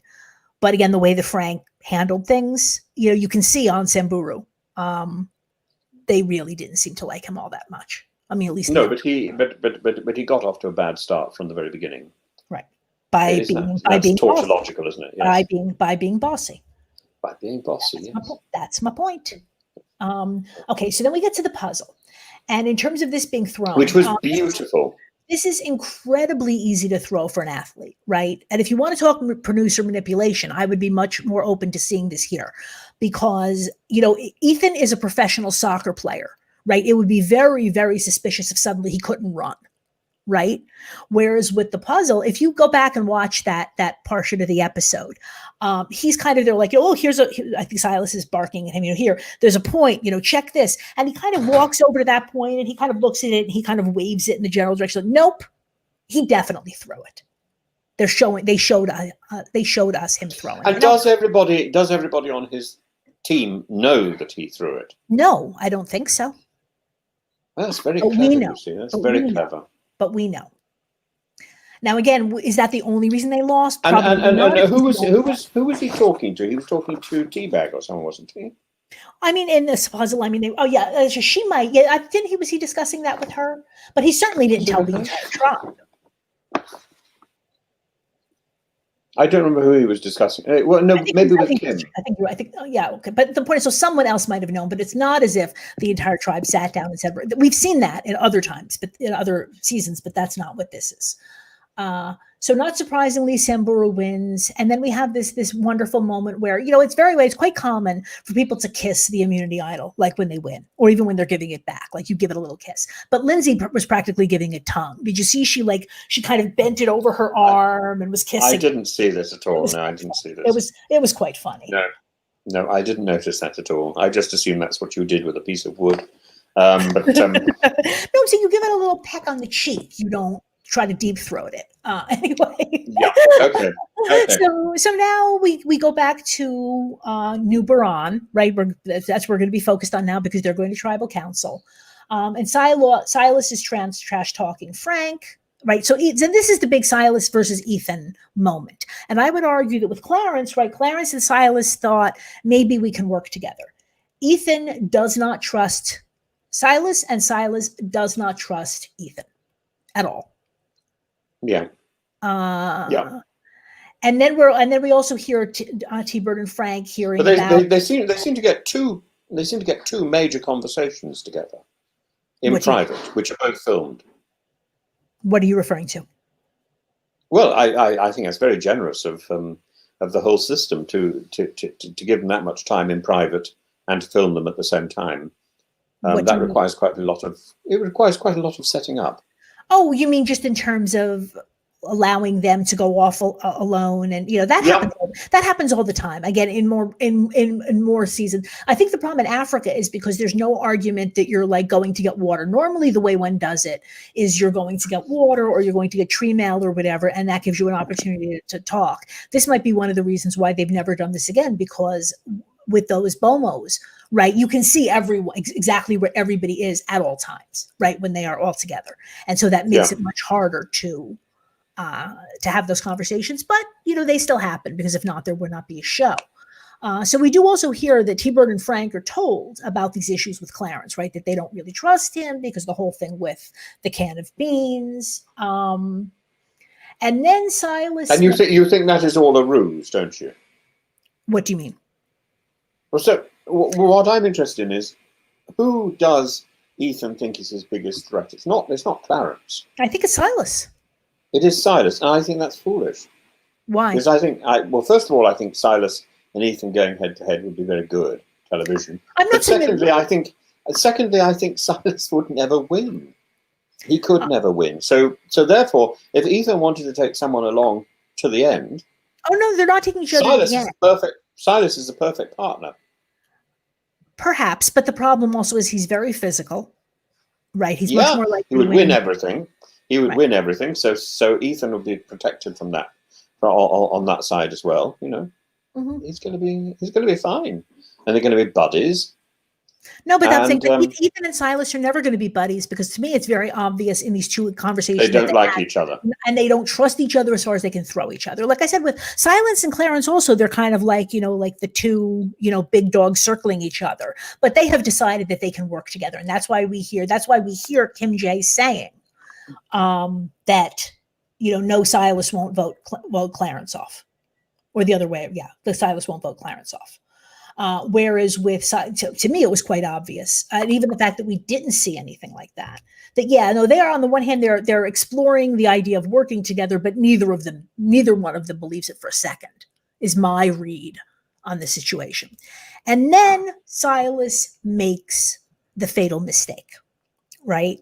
Where Kim Johnson asks him, so do you, who are you allied with? And he said, oh, all my allies are on the other tribe. And then he realizes, I should have picked that up, shouldn't I? Yeah, and then he realizes, it's not an alliance. It's just a personality thing. I like them.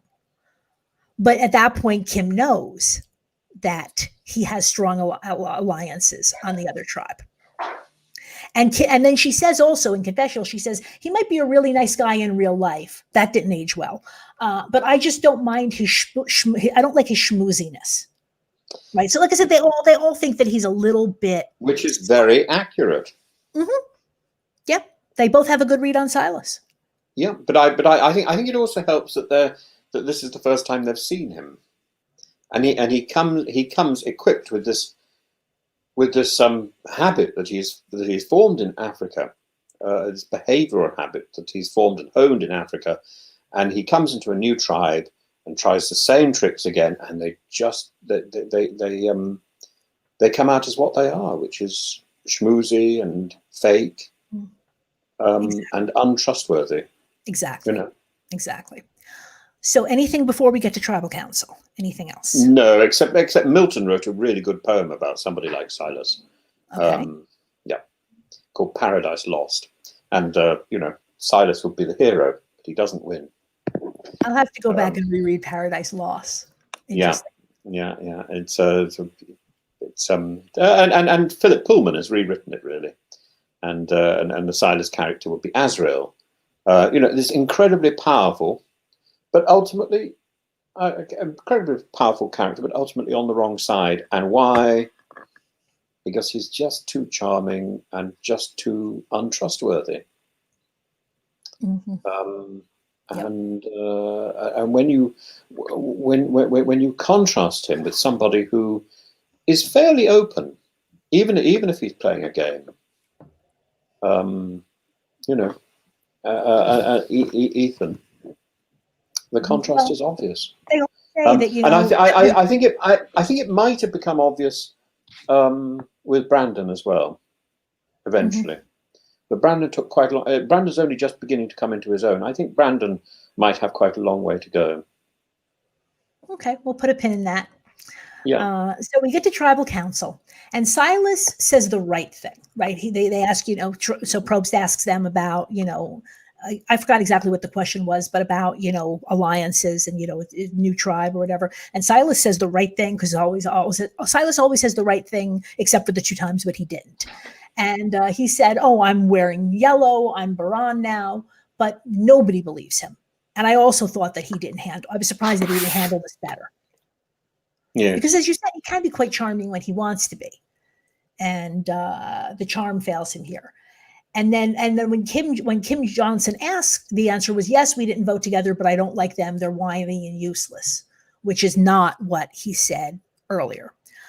So when they vote, if you noticed, we didn't see all the votes. I guess we could have seen them at the end. I didn't write it down. I'm pretty sure it was unanimous. And even Clarence, that's right, I did check it because I have a note here that even Clarence voted for Silas. Oh, yes, absolutely. And I would argue, the question is, did he do that to save himself? I would argue that even Clarence by this point doesn't trust Silas.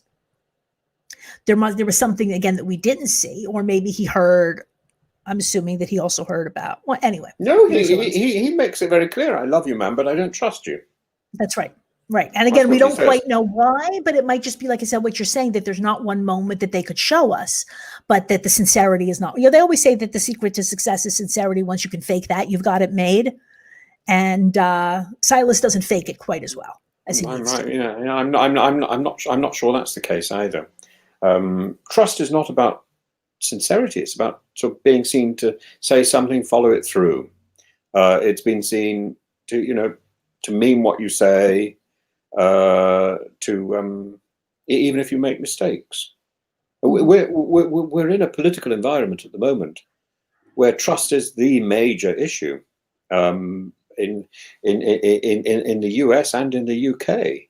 It's not about authority or about or about voters. It's about the erosion of trust, and it's a big issue.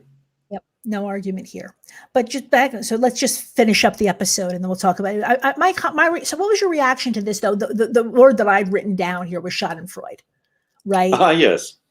That that Silas, and that's why I said this is Shakespeare. I think Silas must have been quite shocked to have been told. The only thing that would make this funnier would be if Silas went home due to the past votes against him last time. That's not what happened, right? Because it wasn't a tie.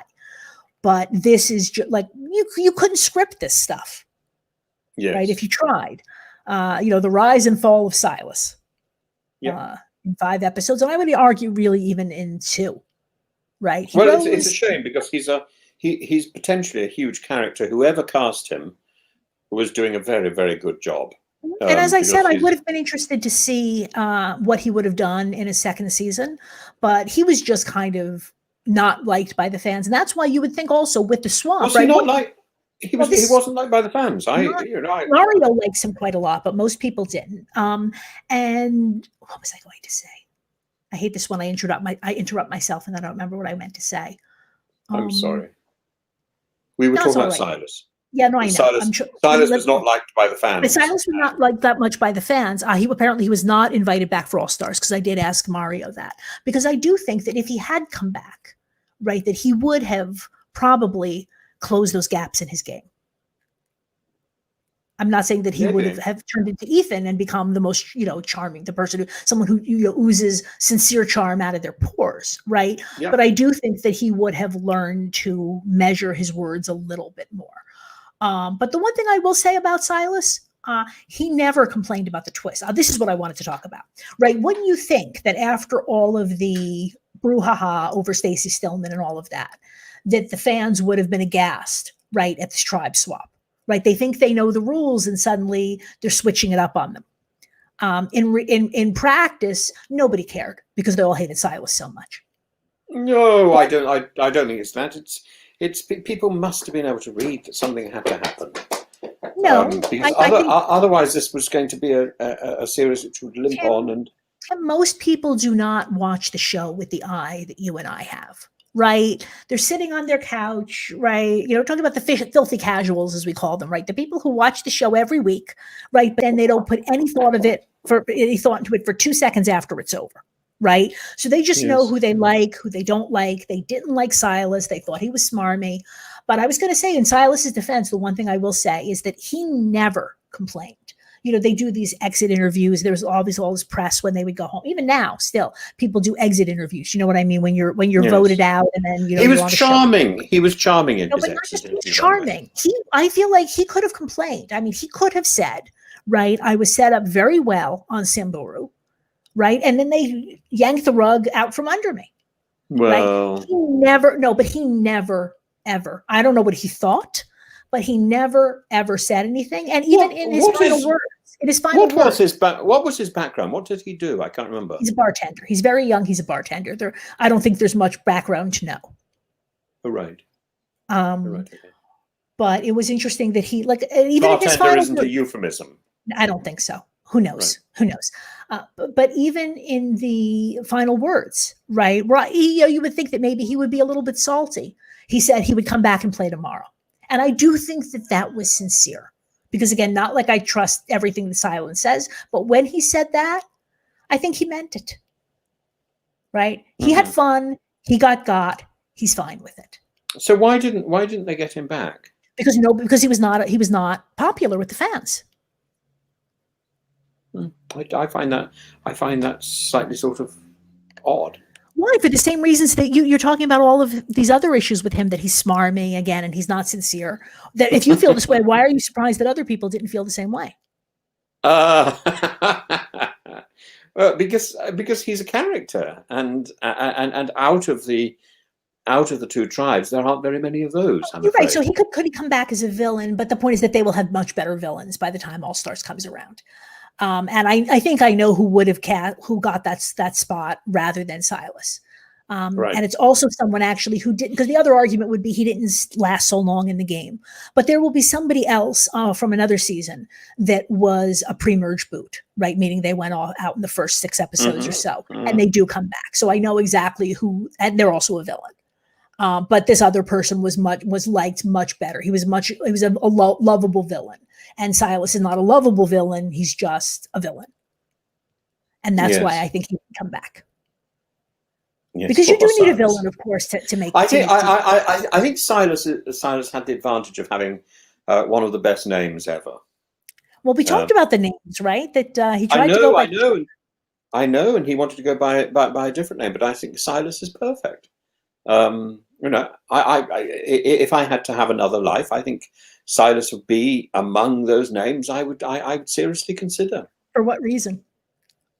It's just memorable and charming, and sometimes I feel I want to go back down the alphabet rather than up the alphabet. If I go up the alphabet, there's not very many letters left. Well, I love unusual names. That's why my kids all have weird names. I love unusual names. Mm-hmm.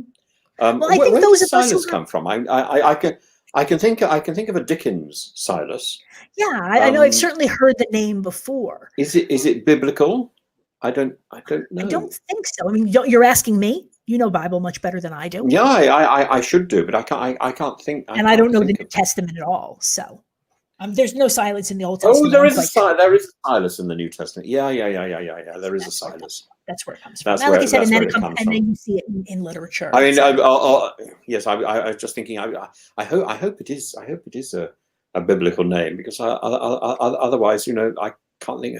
We were sort of thinking agricultural and sort of strange things and permutations, and no, Silas. There we are. That's where it comes from. I think Silas would be lovely. I would like to be called Silas. Well, both of us, like I said, have very common names, and I'm sure when you were at school, right, there were 4 Karens in my class every year. So what did I do? I was the only Tim. No, but the point is, so because of that experience. No. Then when I went off to my senior school, a boy from America came along who was also called Tim, and that was a bit of a shock. Oh, so Tim isn't that common in the UK, because it's a very common name here. It wasn't that common when I was a child. No. Okay. And now, I mean, young children here know, but like people my age, Tim is a very, very common name. Oh, really? So like I said, so that I mean, it's not John, but it's there will be a Tim, in every grade, if not in every class. But that's why I gave my children these very obscure, it's not just that they're Hebrew names, they're obscure Hebrew names. And then what happens, of course, my children hate their names. And 2 of them have nicknames now that are, that are common, because they're tired of, everybody wants what they don't have. Well, I think I think names are very good. You have to be very careful with your names. Yeah, I don't.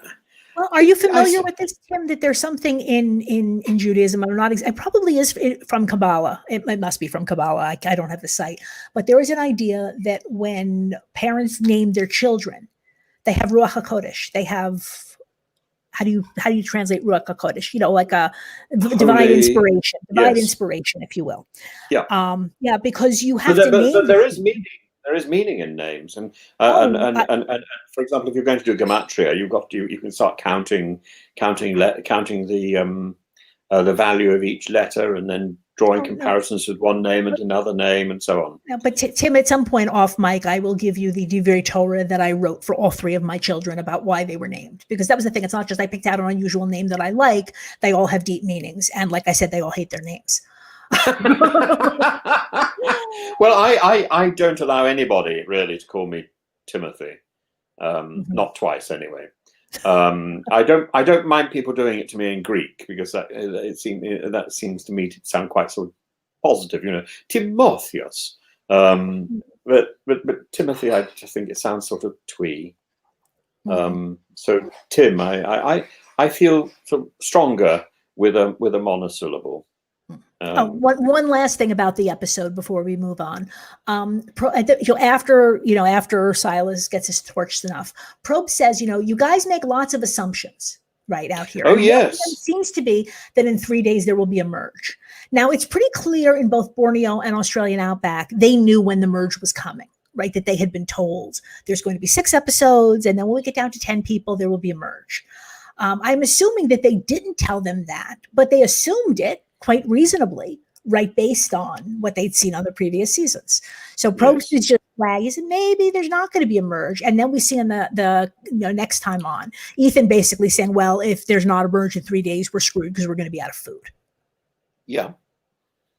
Just but they still have plenty of water. Ethan's group have water. Well, no, they have enough water. No, Tim, they have enough water for 1 gallon per day until the merge. That's how the amount was calculated. So I don't know at what point, but if they run out of water, then they just have to get the elephant dung water out of the watering hole. Whereas with the food, and what about when they've merged? Are they going to end up with another tin thing of water, or are they going to have to go back to the elephant dung water? No, they're going to have to go back to the elephant dung. Once that 100 gallons of water, it's not an unlimited supply for the rest of the season. It's 100 gallons, and Probst said when they won it, that's enough for each person to have 1 gallon a day until the merge. Now, if they drank less than a gallon, then there might be some left. But he's not talking about the water. There's no certainty they're going to keep that camp site. That's another issue. But my point is that he's not worried. We're not shown about them worrying about water. We're shown that they're worried about food. So again, just wanted to stick a pin in that before you watch the episode. I hated camping as a scout. I just cannot imagine that I would enjoy doing a season of Survivor on these conditions. Neither would I.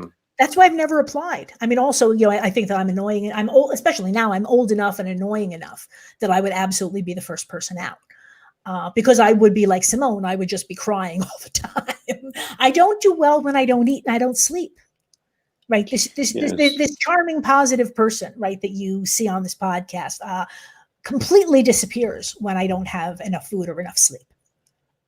Beyond anything else. So I will never apply for. That's why I'm drawn to the circle, because I get to live in an apartment, I get to sleep in a bed, I get to prepare my own food. That sounds like a vacation to me. I'll bring some puzzles, I'll bring some books, right? But Survivor, gosh, no. I must say it's very rewarding. Suddenly, in the last week, I've had so many messages on Instagram and YouTube from people who say that they've just been watching my series of The Circle and discovering it. Awesome. That will happen. That will happen on reality TV, even years. Obviously, you will get most of the fan mail, if you will, right? During your season and right after. But there will be people who will discover it years later. And actually, that is the first time I ever made friends with not a Survivor contestant. She's on another show called Beauty and the Geek. But I went back and I discovered the show. And it's one of those we should probably talk about. It's so old, but it's so wonderful. Have you ever heard? So Beauty and the Geek is what they do is they pair up beauty queens with male nerds and make them, compete together. And anyway, so I was just very touched by this one woman because, again, she's a beauty queen. You know, I didn't think, but she was just, for various reasons, I really warmed to her. And so I sent her a Facebook message. And again, if I had done that while her season was airing, right, she was probably getting, too much of that. But 3 years later, she was quite happy to hear from a fan. And we are still in touch. We were actually supposed to have coffee in Los Angeles and it didn't work out. But yeah, this will continue to happen, is my point. I'm so pleased. Well, I've had some very charming conversations with people recently, and I think, well, this is very surprising. Why is it so surprising? You were voted the fan favorite, right? That's not just me telling you. People loved you. Well, it's just, I went to have my spectacles changed the other day, and people, I realized, time has gone by, and people tend not to say anything. But as he was putting in the putting me into this machine and saying, is it bigger here or here? Which is always a sort of leading question. And I said, I think it's here. Oh, can I see that again? And he said, he said to me, we did enjoy you on the circle. And I thought, oh my goodness.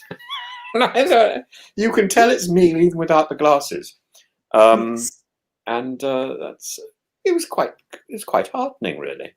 Yes, and by the way, most people don't do that because they feel like, they don't want to bother them.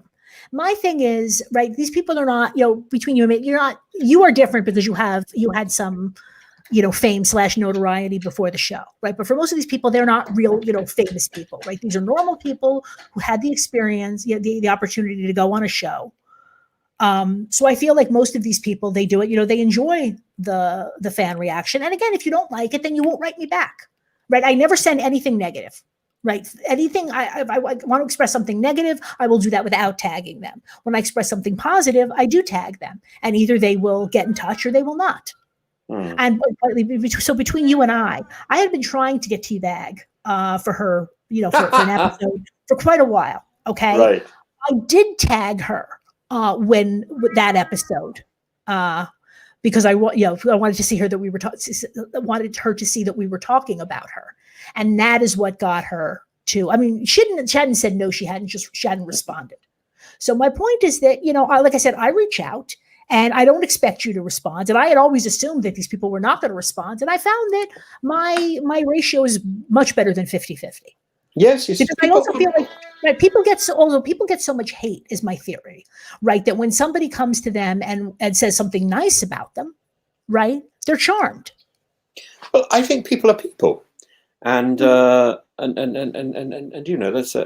people like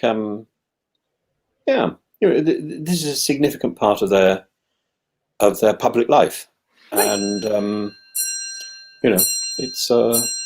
it's important, and I think there's a big difference between the filmed version and then the response and all that sort of aftermath stuff. I will always feel I would always feel quite sort of protective of the film version of my series of The Circle. And also, I'm always very much aware that when we're talking about all of these people here, I've said it before, I'll say it again, we're talking about television characters, right? I've met Lex from this season. I don't think I've met anyone. Have you met Lex? Yeah, on a podcast with Johnny. And yes. we will be hearing from him later in the season as well. Well, I hope Lex is going to grow, because I was impressed by him today. I was impressed by him. I saw opportunities from Brandon, Linda, of course, as we know, and Kim, maybe, I don't know. Which Kim? The older one. The older one. Kim, the older one. Kim J. Yeah. Mm-hmm. So say it again. It's Lex, Ethan, Kim J, and who else did you say? Linda's gone. Is there anybody else still in the game? Linda, who's gone. No, I don't know what's going to happen with Tom, but I suppose he will continue for a little while longer. You like him. I would love to chat goats with Tom. It's interesting. Ethan, of course. Ethan, right? That was that saying. And interesting. So, like I Yeah. said, it's always just nice to see where you're holding at a point in an episode, and then see what comes to pass. Well, it's. I think it's been very interesting so far. I think I know how to pick the characters, and I think it's the characters who win. And I think it's got very little to do with strategy or with voting or whatever. I think television knows what they want, and will make sure they get it. And what I'm surprised at is that they didn't want Squalid. What was his name? It begins with an S. What was his name? And I said I wanted to be called this. What on earth is his name? Not Silas. Silas. There we are. Silas. And I'm surprised production didn't want Silas, because if production had wanted Silas, they would have made sure they kept him. Well, like I said, and if they wanted to keep him, they just have not done the tribe swap, because he was sitting pretty. He was in a great position. Yeah. Right. Yeah. Or they could have controlled that tribe swap a little bit more. Right. But again, that I do not think they do. I have never heard a story that they played around with the tribe swap.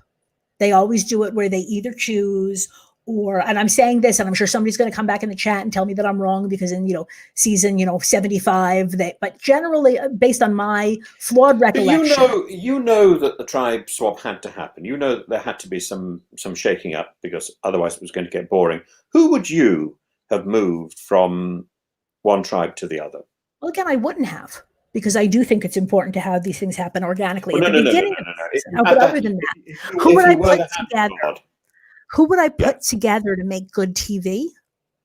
Yeah, having started out as it started out. So this is the week when you have to change something, and you can you have the option to change something. And you have the option to move 3 people. Now, I can even say one. One I can flag for you right now, because apparently Teabag and Diane were supposed to be on the opposite tribes, right? So and you would make that. I would make that swap, because and there are various theories as to why this was done. But that would be one. And so I have always wondered about that, because you did see with T-Bird, although she is, older chronologically, right? She seems to get on better with the younger folks. Yes. And I think she would have gotten on better on Baran, is my theory. And Diane, who knows, but obviously it didn't work out for her on Samburu. Right. I don't really know enough about her to say how she would have done. Well, what are your thoughts? Who would you? Well, I don't know.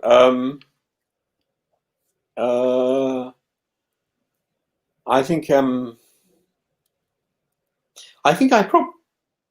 I probably would have moved Silas, but I would have moved Silas with some of his friends. I would have moved 2 of the younger couple. Now, remember also, though, when you're putting people on tribes, they do try to balance them in terms of challenge strength. So obviously, you need not only men and women, but you want to have that's why you have Silas and Ethan and Clarence. And I'm trying to think who would be the 4th in terms of being good at show. But the point is, you have to balance that. You can't just put Silas on Baran without moving somebody who is a challenge threat to the other side. Well, that as it's happened now, we've now got a very, very strong tribe on that other side, haven't we? We've got Ethan, Silas, Clarence. Someone said that in this episode. I remember who was it? Was it Kim J? Someone said that if this is physical, right, we might as well give up right now. Yeah. Right. Yeah. No, at the beginning of the game, they balance, and then whatever happens, happens. They don't play with the tribe swaps, like I said, as far as I know. And if I'm wrong about that, people please tell me. Oh, and I also wanted to say this before we're talking about feedback and all of this. I've made this before. I mean, maybe I'm opening myself up to it, but I love feedback, even negative feedback, as long as it is, kind and respectful. I'm new at this. I know I'm not a pro at this. I'm not like, Johnny Fairplay, who's been doing this for years. So if there's anything about the podcast you do like, you don't like, obviously, positive reinforcement is preferred. No, not really. Actually, in a sense, sometimes it's better to get negative reinforcement. So please feel free to reach out. And Tim is also then making it clear. He is happy to hear from his fans. And I could have told you that even before. So if you liked him and you want to, send him a message on Instagram, don't think that you're bothering him. He enjoys this. It makes him feel good. Am I right about this, Tim? Oh, it's quite true. I'm terribly needy. You've said this before. I think we're all very needy, Tim, and you're just as a man, again, your ability to admit that is what's different. It's not that because you're needy, everybody's needy. Right. So anything else before I ask you can tell people where they can find you if they do want to reach out to you? No. I'm about to set up a new website, actually, I believe. I don't think I've done it yet, but I'm hoping to sort this out in the next week. Do you know what the URL is going to be? I mean, don't give it yet because it's not. No, it's not. Not don't, quite. But no, and don't because if it's not up yet. So we'll give it out. But remind me, we'll give this out once it is up. Yeah. So it's Professor _Tim_Wilson, which is Instagram, and Prof_Tim_Wilson, which is Twitter. And YouTube is Zontal Films Limited. ZONTULFIMLS.com. I feel like at this point I could do it first. No. FILMS Oh, that's right, not com. It's on LTD. There's no com. You're right. I should not. Right. Yeah. Well, the Quebec.com is because I haven't slept, but you're right. I forgot the LTD. Yeah, Between you and me. Sorry, go ahead. Go ahead. I was going to say, we've just got the problem of Zontal with a Z, not Zontal with a Z, like Liza Minnelli, really. Mm-hmm. Yeah, well, these damn Americans who just use the Z without the Z. Now, are other letters pronounced differently in the UK, or is it just no? I think it's just Z. But I think we do we say O or do we say naught? We say O. We don't say naught. You say O. I think we have naught because we have noughts and crosses. Which I think you call tic-tac-toe or something strange. X's and O's. X's and O's. There you are. There we are. There's actually a song. There's a song that just come out. X's and it's a play on X's. There we are. Yes, and that's what for tic-tac-toe. Yes, we use X's and O's. And I can be found on Karen Talks a Lot for show announcements. If you want to get to know me as a person, I know I'm terribly old, but let me just be honest about this. I'm most active on Facebook. And I am at Karen Bell, Bell, like Dingaling Eisenberg. That's if you want to know what I think about things. I try to keep my politics and things like that off of Twitter and Instagram. But if you really want to get to know what I think about things, that would be on Karen Bell Eisenberg. Feel free to reach out. Oh, coming up. So we are same things I've been talking about for several weeks now. Obviously, if you enjoy what we're doing and you do want to get to know me and the rest of the creators that I podcast with, please consider becoming a patron of Reality NSFW. Besides the shows that you're already seeing, we do 2 shows a week now just for our patrons on Monday evening. Well, I'm sorry, we tape them on Monday evenings. I shouldn't say this. I don't know exactly when they're released, but we do an Australian Survivor season 2. We are watching. For Zach and I, it's a rewatch. For Johnny and Matt, it's new. And because there's no new Survivor content, we've decided to go back and watch one of the great seasons, which is the Australians are kicking our butts at this. In terms of modern Survivor is very much hit or miss with more misses than hits. And the Australians and the South Africans both have made some wonderful, wonderful seasons of Survivor. So we watch that. And then we also do a Q&A podcast where you can ask us anything. And almost anything. This is NSFW. So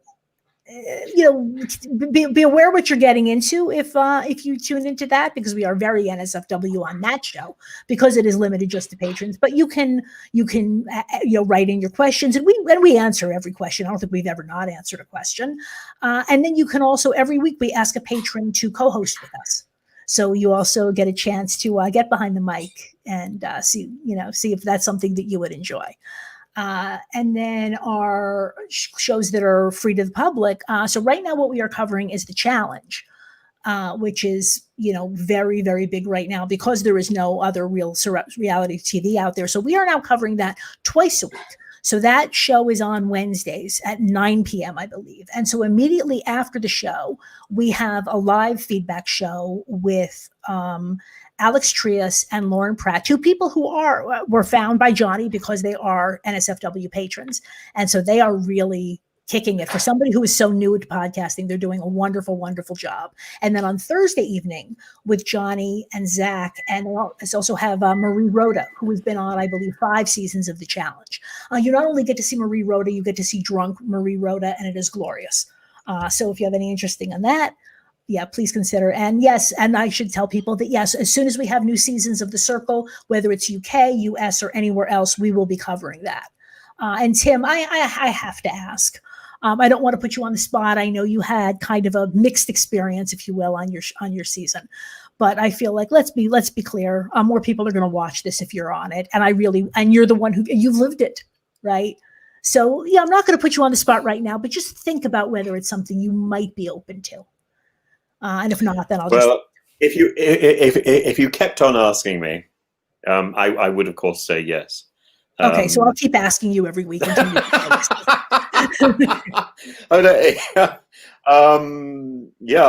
Well, yes. I've watched all the other series so far. I've watched American Circle, Brazilian Circle.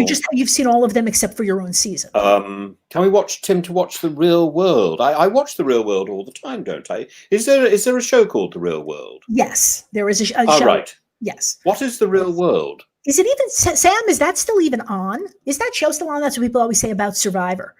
I was going to say I'm familiar with, so the Real World was one of the very, very first reality shows. Yeah, so it's not on anymore. We have to go back. So this basically, they just took a bunch of people. This is early 90s. They just basically took a bunch of people, threw them in a house and filmed them. There was no competition, right? But it was the same thing. People from all walks of life were exposed to each other. And some of the seasons are very, very interesting, but that is a thing. So here, obviously, the fact that it's filmed 20 years ago sometimes does come up, but I feel like it was it's a historical document at this point, right? When you talk about, Pedro dying and all of this, I don't know. I'd like to watch that now. I'm very keen to sort of crank up the historical documents because I think the reality TV phenomenon, for good or ill, is a phenomenon that informs a lot of television production, and it takes up a lot of television airtime. And also it's the perfect interface between television and social media.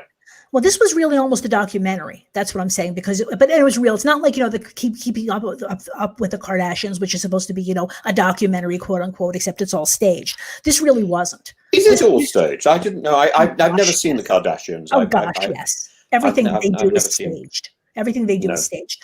And not just that, but generally these kinds of these docuseries tend to be staged to a more or lesser extent, right? So tell me, are the Kardashians must be Armenian with a name like that? I think yes, because I think Kim was, again, I've also never seen the show, but Kim and one of the other girls women, I'm sorry, excuse me. I guess she's a woman because she's 40 years old, although she seems to have the brain of a 10-year-old. No, but they came to Israel and they went to the Armenian quarter and they've talked about the genocide and all of that. They are very much Armenian. Well, because I've been looking at the issues around Nagorno-Karabakh recently, and I've been, in fact, I've been to Armenia. And I remember standing in Yerevan and looking out and seeing Mount. Oh my goodness! I want to say Tomorit, but that's another current country. I could not tell you anything about Armenia. It's gone. It begins with a T anyway. Is it Mount Tabor? No, it's. But what is it? What is it? What is Mount it? Tabor. That's in Turkey, right? Yeah, no. I can't remember which is anyway. Whatever the mountain is, and you can see it, and therefore you can see Armenia, you can see Iran, and you can see Turkey at the same time. It's quite an interesting view, and yes, what I'm really interested about now. Maybe there's somebody who's watching now. What I'd really like to do is to get hold of the Azerbaijani perspective on the conflict. Okay, so if somebody's if you know listening, anybody from Azerbaijan, right, then please definitely reach out to me or to Tim. Because you're right, we hear about from the Armenians, especially now, because again, having lived in Israel, so in Jerusalem, the old city of Jerusalem has 4 quarters, right? So it's Jewish, Christian, Muslim, which is pretty easy to understand, and then Armenian. So yes, I feel like Israelis do know about the conflict, but well, the Armenians were the first. They were the first nation to embrace Christianity, so they're very, very old, and it's why Armenian Christmas is on the 6th of January. Why? Because that was the old date of Christmas, universally. Really? And then it moved to the 25th to take over the pagan custom of whatever it was, Saturnalia. And you're breaking my heart, Tim. You're breaking my heart, and I'll tell you why. Why? Because I have always thought and believed, right, the whole thing about New Year's. Why is Christmas and New Year's? If you count the days, New Year's Day is Jesus Brit, right? Jesus was a Jew. I think we all know that. Yes, exactly. Exactly. So I've always assumed that's why and, New Year's Day is that festival is celebrated in the Catholic Church. Mm-hmm. But I'm saying, but when we're all celebrating New Year's Day on January 1st because it's Jesus's circumcision, that doesn't work if he was born on January 6th. So you're breaking my heart. Sorry, that was the cat. It's all going to be yes for you. You just have to move things forward a little bit. But if you are in Armenia and you are following the old calendar. Mm-hmm. Then you wouldn't be celebrating Christmas until 13th or something, 13th of January. Oh, you're saying so you're saying but then New Year's Day would just have to be would not be on January 1st. Is my point. Yes, it depends what calendar you're following. So we're all following at the moment the Gregorian calendar, which is still slightly erroneous. But there are some people in the world who follow the Julian calendar, and they're at the moment they're about 13 days out. But when Britain finally embraced the Gregorian calendar in the 17th, whatever it was, there were protests on the street. Give us back our 11 days, because they went straight from they did the date change in September. So suddenly we lost 11 days in September. And there's a very famous little painting by Hogarth called "Give Us Back Our 11 Days." Wow. But yes, if you think numbers have significance, they're all over the place. If you've got to factor in calendar changes. Well, clearly, like I said, because I've been saying this, for many, many years, and clearly I'm wrong, right? So that's not where. Oh, you're just saying that it was still 8 days after the circumcision. They just moved it back 11 days. Yes, they moved it back. So New Year's for them is also January 13th or whatever it is. Yes. Oh, okay, exactly. Then I am right. Everything would move. Everything would change. It just depends which calendar you're on. But certainly the original date of Christmas was January the 6th, and I'm not quite sure why. Okay. Good. Like I said, every time, I always learn several things from, I never thought that, grabbing a goat by the tail was okay. And now I know. All right. So now I know that you can. Right. They're just discussing the real world and whether or not you should watch it. There's so many shows that we can have you watch. So if you have more time, I'm more than happy to start another show with you. But I thought that once a week was kind of your limit.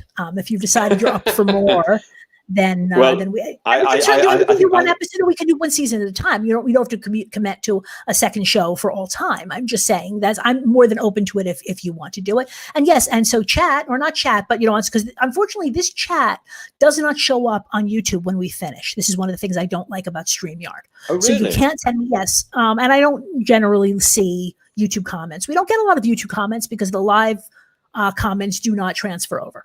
But use social media and let me know what shows you would like Tim to cover. And then we'll see if we can work it out with our schedules. I mean, I am very busy, but I'm happy to try to make a little bit more time for you. Of course, my vote's going to be for the Circle, but I'm open to other. Well, we may have two seasons of the Circle to cover. More than that, there's will, there's a U.S. season in the can, and there may be other international ones. I know that there's a U.S. one, right? is there? I didn't know there was. There's a U.S. at least one. There might be two. I think there might be two in the can, and that's not even counting the other Brazil or France or any other country that might need it. Have an idea. Because, if they're smart, they will just, now that they have that building, they should just be cycling casts in every month, right? Well, time for circle. Time it's for perfect. It's a perfect lockdown show to film. Exactly. It's very easy. It's very cheap to film, and so I'm assuming there's going to be more and more international versions. Sam, we will still do Survivor. Oh, of course. No. We are committed. We are committed to Survivor. When we first started, the agreement Tim and I had was for Borneo. And a few times I wasn't sure if we were going to get through it because you were so horrified by the lying at first. But no, now that you made it clear that you want to watch all of it, and so we are going to watch all of it. Well, I feel I need to learn about this medium, and I say because it's so important, and to